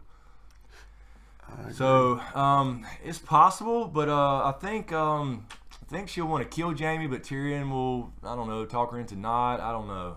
I think Danny wanted, because she does know the reason he did what he did. So I don't know, but it looks like that's what he's pissed off about. Something like he's just going to go for it. Like he's going to kill the dragon with the lance. Good luck with that. Holy shit! They just try to clock him in the head. Tried to snatch his hat off. Yeah, no. He did just get a haircut for con. I did get a haircut. So damn close. Andrew said, Jesus. Y'all are scheming on me, man. My own sidekick. Tie-dye guy scheming. Lord Dom Snow. What's up, Lord Dom? Oh, let me really quickly. I keep forgetting. I'm so sorry. If you guys are on Amino, check out Ice Empire. This is a group of guys here that do, and ladies, but I'm just saying guys in general, that do a lot of cool theories on Amino. So if you go to the Thrones Amino app, I'm on there and I always post my videos there and stuff. I mention them in those posts, but I meant to shout them out on the damn video. So if you do check out Amino apps, and you can download the Thrones app. Mm-hmm. Well, it's one app now, but you join the Thrones community. Exactly. And you can follow people in there and repost and post your own stuff and videos and all cool. And it's just the whole community is about Game of Thrones. Check out Ice Empire, and they have a lot of cool little theories there. So Lord Dom Snow, I believe, is a part of that group. So he says, Q&A, yo, Smokescreen, do you think Bran is the Night King? I don't, and I said this a little bit earlier, and I know we get a lot of repeat questions, but people wasn't on here. I just don't think he can be physically. I just don't see the whole thing about, like, I can definitely see him like affecting the past and manipulating people in some way, but not being that person physically, manifesting himself in the past. So I don't know. And we saw the thing with the different guy obviously standing there. It's never too late, Fractured. We haven't left yet. What happened? What? Fractured Empiricist said, if I were to go to Con of Thrones, there's no way James would get away without me kissing the top of his head. Let's see. Carol Brown has a question. Thank you, Carol, for grabbing it for Eddie Farrell. Or Farrell, I'm sorry. Question: could an interaction at Dragonstone between Jon and Drogon then lead to a rescue above the wall that gives Jon the tangible evidence of him being a Targ, whether or not Benjen enters? It certainly could. I mean, like I said, I don't think that they can. I don't know. We really just don't know. A lot of people thought that Dany scene where she closed her eyes in the pit of Daznak's pit, like somehow called to Drogon, but it's a little different in the books. He sensed the bloodshed and all the screams in the crowd. Mm-hmm. So I think he just showed up. So I mean, I don't know if there's that kind of connection where they can kind of remotely think about it and call them. Yeah, if that makes sense. But it would be cool to see, even before season 8 in the main battle or whatever it's going to be, a dragon White Walker interaction, just for them to lay eyes on him at least. Absolutely, man. Be like, oh shit. So that would be kind of cool. I saw a Streamlabs come through. Okay. Let me. Oh, I saw this too really quick. A super chat. Thank you, D Mitchell, for the super chat. Thank you, D. Finally caught you live to give you a donation towards Con of Thrones. Love you guys and all of your videos. Thank you so much, D. Really, thanks D a Mitchell. lot. I'm glad you finally got to catch us. Yeah. So you. Oh, okay. Let me refresh Streamlabs really quick. A couple. All right, we got a couple here. All right, first, John Nicholson. Is that right? Nicholson, Yeah. Yes. Good morning from Dubai. Oh, cool. It's so cool how people are fucking around the world. That's crazy. In Tyrion's trial, how can Cersei pick the Mountain as her champion? If the accuser is royal family, shouldn't their champion be Kingsguard? This is a deliberate plot hole since Bronn would destroy the Kingsguard in King's Landing then. Well, technically, they can pick anybody. I don't think it has to be Kingsguard. But if you remember, Tommen is now outlawed. Now, this is going to be overturned probably, but although I don't think we'll see any trials. Tommen outlawed because Cersei was going to use the mountain in her trial, but then he outlawed trial by combat. Right. So, yeah, so in Tyrion's trial, it's like she could pick anybody. Basically, I guess the crown could have picked anybody. Mm-hmm. So it doesn't have to be a Kingsguard necessarily. It can be anybody, whatever. So it's the same with the defendant, so to speak. Same way you could pick Bronn out of the crowd. Abu Dhabi has the world's most prestigious grappling. Oh, did I say Abu Dhabi? I'm sorry. What did I say? Dubai? I'm sorry. I just glanced over. Yeah. I'm sorry. But yes. yeah, Abu Dhabi. They have it's like the creme de la creme of all the mixed martial artists, jiu-jitsu, Brazilian jiu-jitsu versus top-notch wrestlers. Any kind of grappler, whoever wins in Abu Dhabi, they're considered the best. Oh yeah. My old not stomping grounds, but martial arts is what I'm in. Also, a Streamlabs donation from Trish Castle. Thank you, Trish. Q&A: once Jaime leaves King's Landing to fight, do you think he'll be persuaded to abandon and betray Cersei? Yes and no. I don't know, because I think Jaime has to be the Valonqar, although again that was not technically included in the show. So the show, they could really do anything. I think the books is definitely Jaime. He doesn't believe he can die until Cersei does. It's been foreshadowed. It makes sense with the Queenslayer Kingslayer thing. Mm-hmm. But in the show, yeah, I mean he may never go back. I mean, I don't know. But I still think he has to, though. Almost, it still makes sense in the show for him to be the one to kill her without being persuaded. Right. So it's like he's going to survive this battle, I guess, because we know that Dany's going to fight the Lannisters, and he's got to survive that to get back to King's Landing. And so I think he has to go back there because but he maybe he's captured for a time or something during the battle, or and gets to exchange words with Tyrion or Jaime. Tyrion or Dany, and maybe he learns a few things. I don't know, especially from Tyrion. Tyrion will help him get out, like Jaime helped Tyrion. Yeah, that makes sense. That makes sense. So yeah, I can see that. Let's see here.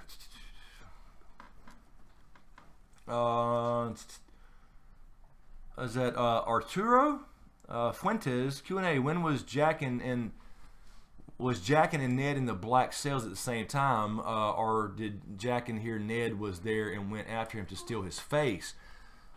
That's interesting, because we've always wondered what the hell Jack was doing in the cells. I don't necessarily think that I don't think it was the same time. It was relatively close, I guess, because after Ned got out, we don't really know. So he could have went in right there in the same time. He could have been, and it wasn't the same cell, obviously. Yeah. So yeah, it's hard to say, but the thing you got to think about with Jaqen is he knew that anybody in the black cells were typically taken by Yoren and to go to the Night's Watch. So it seems to be he wanted to get to the wall before he met Arya. So that's what you got to ask yourself: what would Jaqen want to do at the wall? What would the Faceless Men have an interest in the wall, if that's the case? Because I don't think he was just randomly captured. I don't think he could be captured. Let's see. Somebody asking about our reflections. I just want to go ahead and be proactive. Oh, Let's see. Heather Lankford, Q&A. Looks like a huge entourage of well-known people go with John north of the wall. With John fleeing on horseback, seems everyone else would have been killed. Do you think they will wipe out all of them? I don't know. It's hard to say. I think a few will die, but I don't think they'll wipe all of them out. So it's hard to say what happens during the battle. Perhaps everybody gets away somehow, or others. Some don't, some do, and then John's kind of trapped or something. That's what I would guess. I don't think they'll wipe all of them out, though. I think Gendry still has an important role to play and some, stuff like that. So I don't think they can all just go die. That's almost the opposite of the, it's too clean of a death for everybody just to wipe them out. You know what I mean? It's got to be messy. And people have to split up and shit. Yeah, Tormund can't die, exactly. We need Tormund to live and start a house up at the Dreadfort. Ackback Jones says, I think Benjen sacrificed himself to save John up north. That's what I'm thinking now that we've seen the horse. Mm-hmm. We saw the horse scene. That's the only thing I can think of that can happen. Yes, let's see. Marie Phillips, Q&A. What if Arya's endgame is wearing John's face and sacrificing herself while fighting the Night King? Now. That's interesting. But again, I think he might be able to sense things like that, something like that. You mean John? Yeah, if she wears John's face and approaches him, I think because the Night King sensing it's not actually it's not him because we're reacting. Yeah, there's some connection to him. Yeah, but again, it goes back to John's got to die. And then what's the point? What's the point of RLJ, and what's the point of him dying the first time? You know what I mean? It's there's going to be a twist. We're all going to be surprised. You're damn right. I mean, that's all there is to it. We have no idea. That's what's so fun about all this. Exactly. It's fun speculating and kind of getting there and seeing a little bit right or a little bit wrong or whatever, but we're all going to be surprised. Oh, what about Paul? Gauthier. That's what I was just looking at, actually. Paul Gauthier, is that right? I just thought maybe Benjen knows John's parentage and talks to him when he saves him? Tells him when he saves him.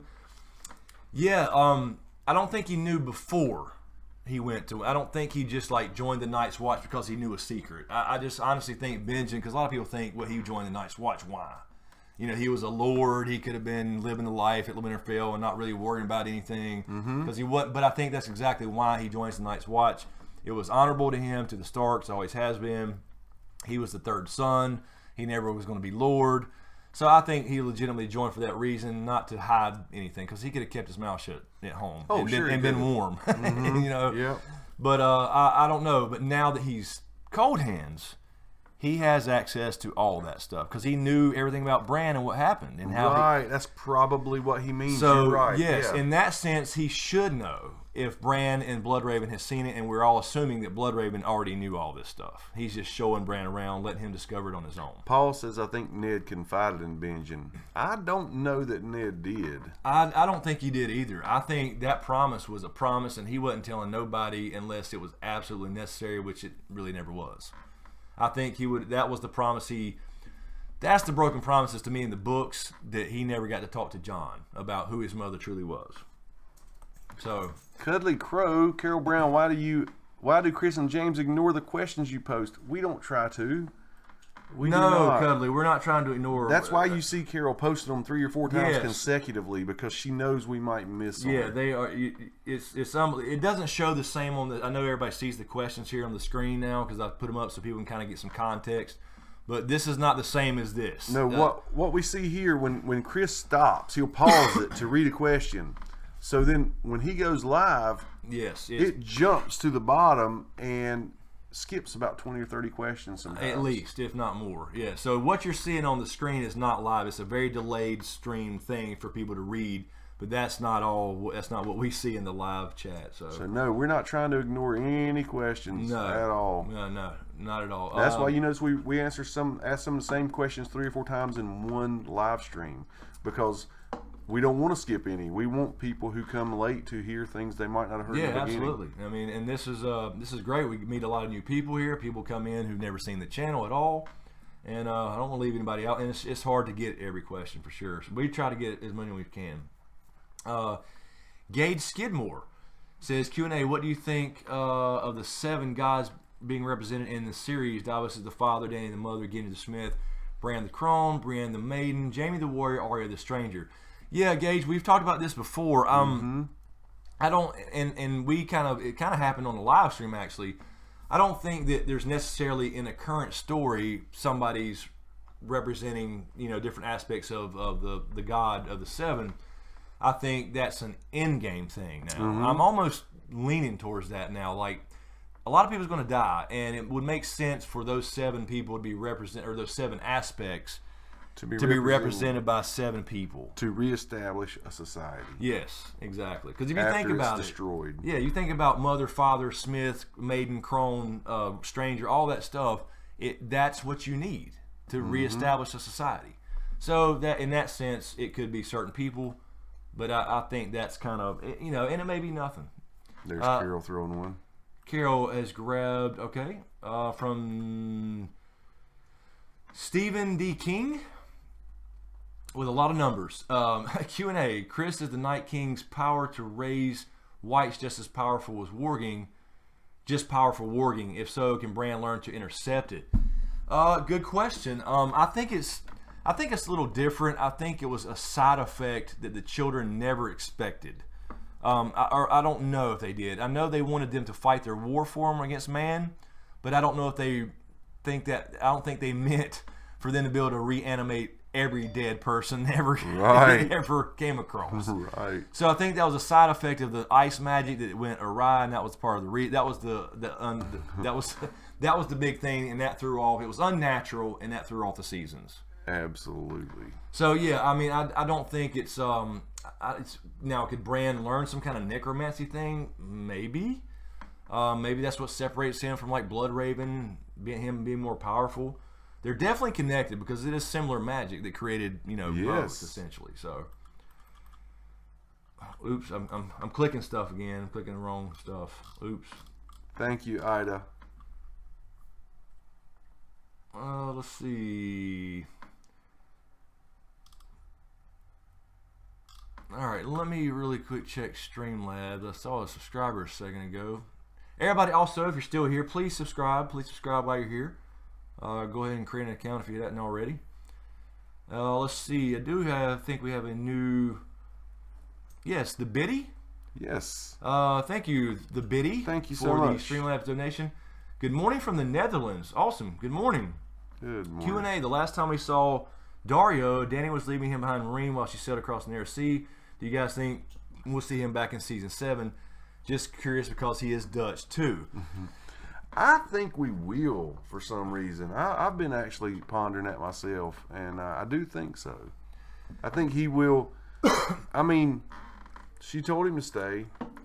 He wanted to go. Right. I think he'll miss her.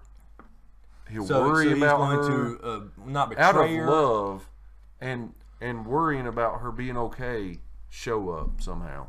Yeah, I mean, I think it's possible, but I've been saying I don't think so. Only in the sense of them not showing Essos at all or very little because they're trying to wrap this thing up and they got to finish all the politics. And to bring that back into the storyline when you got John there now is a complication for the show. Yeah, that would be the only reason. But I haven't looked into. Like I said, I haven't looked into any actors except for the couple that's been big announcements like Jim Broadbent playing Marwyn. Okay. So I don't know, honestly, if he's back in the show. But I don't think so, only for that reason. Not that he shouldn't be. Because he mentioned Castle Rock and stuff. I would love to actually see him show up and see that drama. But this one here? I don't know if you know that. What was Ned whispering to himself before he died? Babolat. Yeah. Apparently, this was just it was just a prayer to the old gods. I was thinking it might be a prayer. Yeah, I don't think it was anything special. It's of course now though we know what old gods are. Mr. Fire Cowboy says they said I wouldn't die in this show. Yeah, that's Sean Bean probably was a little bit pissed off because he kind of spoiled some shit after that. So. No, I think they did. They did say essentially it was just a prayer to the old gods, Okay, like and he then that would have makes done. sense. But we also, if you think about that for a little, I don't know, twist, we know who the old gods are, so we know who he was talking to. That is a little Now, twist. I mean, was he near a werewood thing for them to hear it? No, I don't know. So we don't know. Carol from Frodo Doodle, does anybody else think Danny might find out one of the lost Valyrian swords in the caves under Dragonstone? That would be cool. We keep I think for sure in the books we will get. Now we Blackfire we talked about earlier. So I think we'll get some answers in the books for those swords, the old Targaryen swords. But I don't know if the show will do it. I don't know. But that would be cool. But you would think, like at King's Landing, I think you're mentioning King's Landing and oh no, Dragonstone. Stannis, he should have had that place scoured. You know what I mean? For old, swords and relics. And point. I don't think they would just miss that. I mean, could there be some secret caverns like Danny, for example, in that little Spanish trailer we saw with the torch? You saw dragonglass in there. But Stannis knows all that. He knows there's dragonglass. It's volcanic. The island is volcanic. So you would think he would have looted the place, looted it, cleaned it out, found anything there. But I don't know. But I don't think Aegon, I don't know. Did Aegon, I think if I remember correctly, maybe he did go back to Dragonstone before he died. Aegon the Conqueror. Carol So it's possible. Another one. Right there. Yes. Okay, Carol grabbed one from Brittany Brightman. How big do y'all think Drogon will get? I think Drogon is maxed out. I don't. This season. Yeah, I mean, from what we've seen, I don't think we'll see him get bigger as the season unfolds. Well, maybe the picture you showed me, I think, has to be max. Because I cannot imagine. You did see, well, they said 747, so they're not quite there yet. So I think season 8, they're definitely going to grow again. Damn. Assuming they survive. Now, of course, Viserion and Rhaegal won't ever get as big as Drogon. That's kind of the idea. Was Valyrian, the Black Dread parallel, stuff like that. So I mean, I think they will. At least from 7 to 8. Now I'm not saying we'll see, in the beginning of season 7, then by the end they see him even bigger. Maybe because you saw a couple shots there that were questionable. Like one of them, the one where, for example, they're meeting Jon. She looks bigger on that shot than she does in the battlefield shots. She's like a dot. Right. She looks like one of his scales. So maybe, I don't know, but that should be pretty early too. So I don't know. I don't think through the season. Let's see. Hiram's not happy. Hiram's not happy. Oh well. Yeah, we'll do better. Let's see here. Cindy, Sammy, Chris, please answer. Will Varys and Kelder Melisandre on Dragonstone? Yeah, I would think so. I think that's kind of got to happen if Kinvara's not coming over. Which again, I don't know if that's going to happen either. But I just haven't seen anything with her. You'd think we would. If she's there, it looks to be she's already in the castle or on top of like a balcony or whatever as they walk up. So I think they have to, and then that's got to be some information exchanged there. Maybe she leaves on her own. Maybe Danny runs her off. Blow Melisandre's mind when she starts putting all this together about Danny. Yes, I think we have to see that conversation at least, even if it's not going to be with Kinvara. Because, like I said before, we said this earlier in an earlier question, maybe a couple hours ago. It's like, she's kind of regaining some faith, but then seeing Danny come over with fire made flesh and dragons. Okay, wait a minute. I thought this guy, I seen him, he came back to life, but she's got dragons from stone, Yeah, damn right. So it's going to confuse her again, and it's going to make her question her damn religion.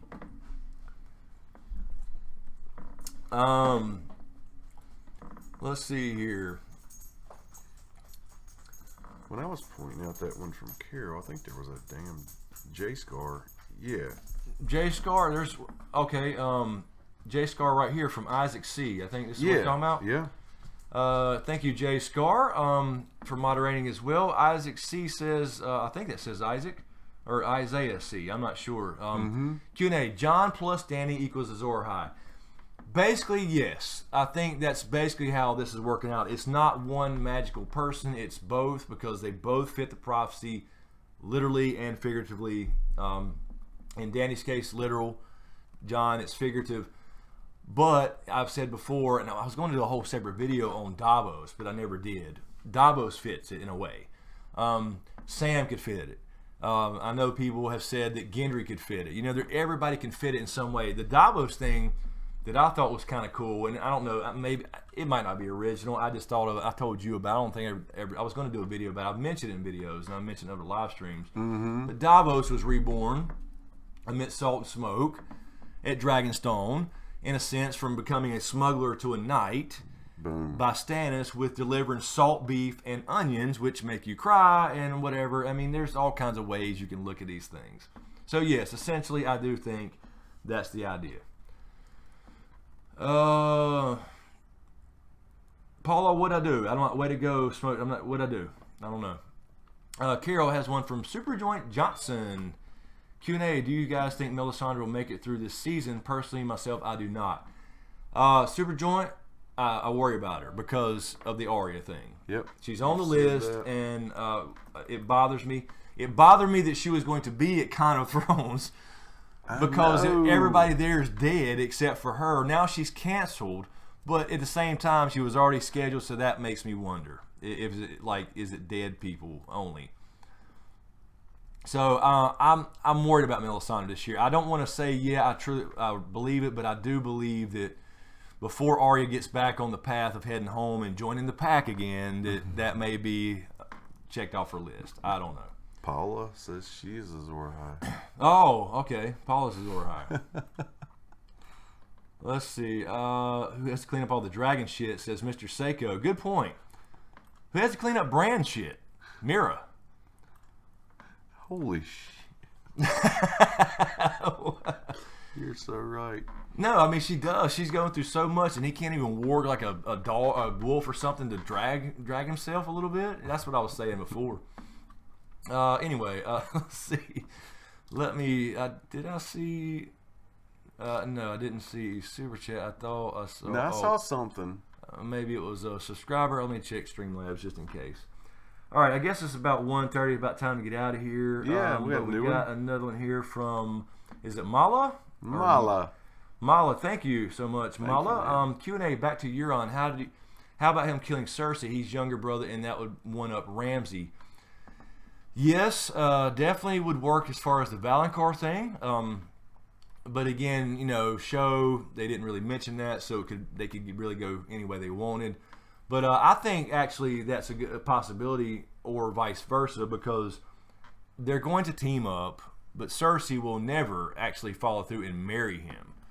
Right. She will do what she's got to do to pretend, you know what I'm saying, and say, yes, I'll join you as long as you help me defeat my enemies.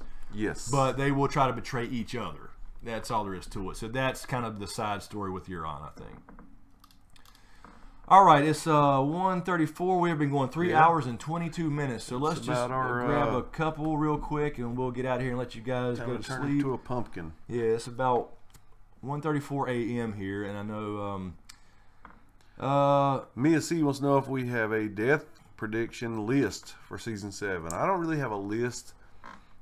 I know you've said this is Littlefinger's last season. Yeah, I didn't really write out a list or anything. I thought about a video on that, but then I saw a lot of other people doing those same videos, so I don't really have a list. But I mean, I think you're going to see they're going to get rid of some people. They got to clear some stuff out. Mm-hmm. I definitely think Littlefinger, as far as a major character goes, I could see some Greyjoys possibly going. I could see. Now, did you tell me Cersei signed on for season 8?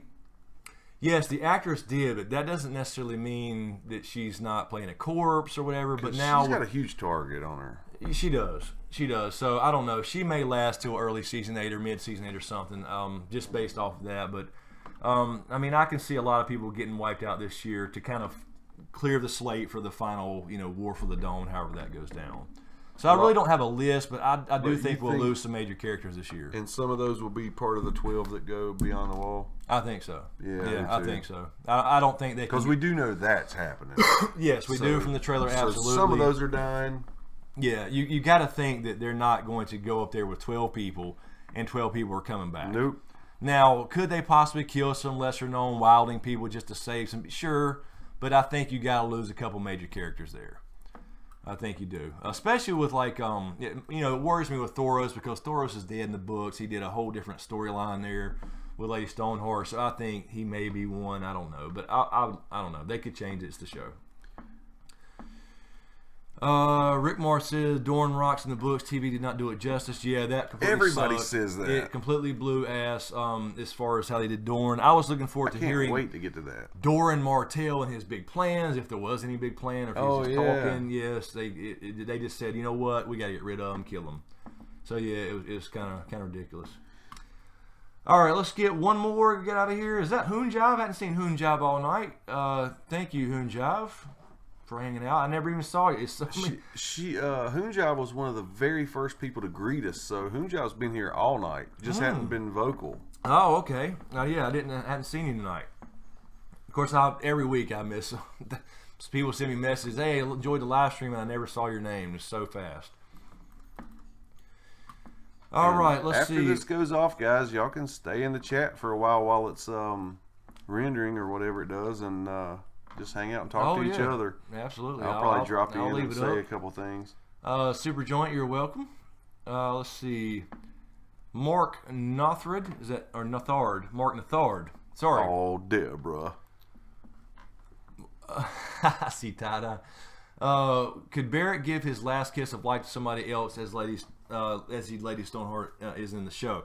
Yeah, that's kind of what we were saying earlier. I think he probably will, just because he's dead in the books, and beyond this, fighting in a war, people have to go, and he's got to be one to go. Yeah. I mean, so I worry about him and Thoros and people, but on this trip beyond the wall. So I think he probably does end. He would be on my list if I wrote down a list. Oh, we're going to have a throwdown in the booth, Carol. Oh, yeah. It'll be the hangout spot. It will, I'm sure, with other people there, too, because I think I'm the only one in the little group of us going as far as some YouTube people that has a booth. So it'll be a joint to hang out. All right, let's grab one more, and we'll get out of here. It's late, I know. I know it's late. I know you. All right, here's a new one. I have not seen this name. Christina Porter, Q&A. Will Littlefinger con Sansa into bed? How will the romance with D and J unfold if it's not corny? I guess Danny and John. John is not a Casanova. Love this channel. You're always the most insightful content. Thank you, Christina Porter. I think actually we talked about a little bit of this on the podcast this week that just got released earlier today, episode 6. Sansa may use that against Littlefinger, and she learned it from. And Kevin brought this up in the podcast. We were all cracking on Cersei a lot because she's an idiot, but Sansa did pick up a nice piece of information from her. Yes, she did. You're right, dude. And that could be what she does to Littlefinger. You're the right. tool, use your womanly tools is all I'm saying. So I think that could actually go the other way. I think Little Dove's gonna come through. That's right, exactly, Little Dove. As far as the romance with Danny and John, I don't know. I think that's the way they're heading, and it's might be. I don't know how that's. Of course, that probably doesn't end well. That's probably part of the bittersweet thing. But they prepared us for that with the whole twincest thing. Yep. But they don't know it, so you can kind of forgive them for it. You know what I mean? But I think that's kind of the way they got to go, and then it's probably not going to end well. I agree. John's not a Casanova. No, but he Yeager, a little experience there. I don't know. And, that did help. And there's a lot of time that's not really explored between stuff. You never know. John might have headed to Mole's Town a few times too. Who knows? But I doubt it. But all right, guys. I think that there's Doc Holliday, another name I hadn't seen tonight. No shit. Thank you, Doc. Great stream. You had internet issues. No wonder. All right, so we'll get out of here, guys, and let you guys hit the hay, and us as well. It's 1:40 a.m. here. I know we go late, but and if you missed it, guys, I did a little tiny video before we started tonight. Some of you guys, might it was kind of last minute. I actually tweeted it out, but it was kind of last minute, like 5 minutes before. Very last minute. So I just wanted to put, a video on my Dust on the Thrones channel to say hello and give you an idea what's happening there. We'll throw out my email address again, if you have any ideas, that is dustonTheThrone@gmail.com. dustonTheThrone@gmail.com. Hey guys, it's Chris. Welcome back to K97.5, and we have James's email address is dustonTheThrone@gmail.com. Sorry, that's just what when you said that like that. See, maybe we do need to do some voice work. So anyway, guys, yes, check that out. I tweeted it out earlier, but it's now on his channel. It should be done because it was like a 7-minute video. Yeah. So and you got some subscribers tonight. So Tom Barrett, Chris, get a pic of Ross's butt. Yeah, Ross wanted me to tell you guys tonight. Actually, Ross was not able to make the chat tonight, but Ross, you know, there's going to be some Ross vow, you know, tension at con. Yes, there will for be. my love, for my love. So anyway, we'll see how that goes down. There may be Jello wrestling involved. I'm not sure yet, though. I'm just saying there may be a kiddie pool and some pudding involved. I don't know. One of them may walk away with one gold tit. So anyway, no, we're just stirring up the shit. I think it's funny as hell. Just fun. And so anyway, yeah, my sexy DJ voice. I'm sure it's cheesy as hell. So. And Fractured says she's getting a picture of our asses apparently too from Aurora. So. And check super chat. Okay, Carol says check super chat. Thank you, Paula again. Embers on Fire. Thank you for the donation. Have a blast this weekend. Absolutely, thank you so much. Really appreciate it. And anyway, guys, so thanks for hanging out tonight. We really enjoy these. These are fun. We'll actually, you know, this Sunday we may actually get to be able to do one from there. I'm not sure yet. I really hope so. We're going to try some stuff, you know, with the group and everything and at the con and all that stuff, but I'm not sure how. I'm sure the internet will be fine at the house, but I don't know exactly when, who's leaving and all that stuff, so we'll figure that out. We may try to get something in Sunday from Nashville, so we'll have at least a different setting.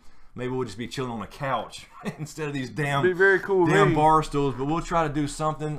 Everybody pile up in my bed. So, yeah, maybe We'll do something. We'll try. Maybe we'll have. I'm not sure when people are leaving, Sunday or Monday or what. We're leaving Monday, so we'll be there. But maybe we'll do some.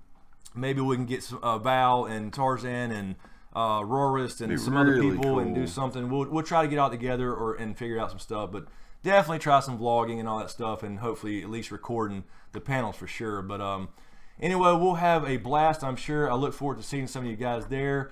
Before we get out of here, also thank you so much to Carol, J Scar, thanks so Celine. much. I know she left earlier for moderating. Really appreciate it, and other people that were grabbing questions too.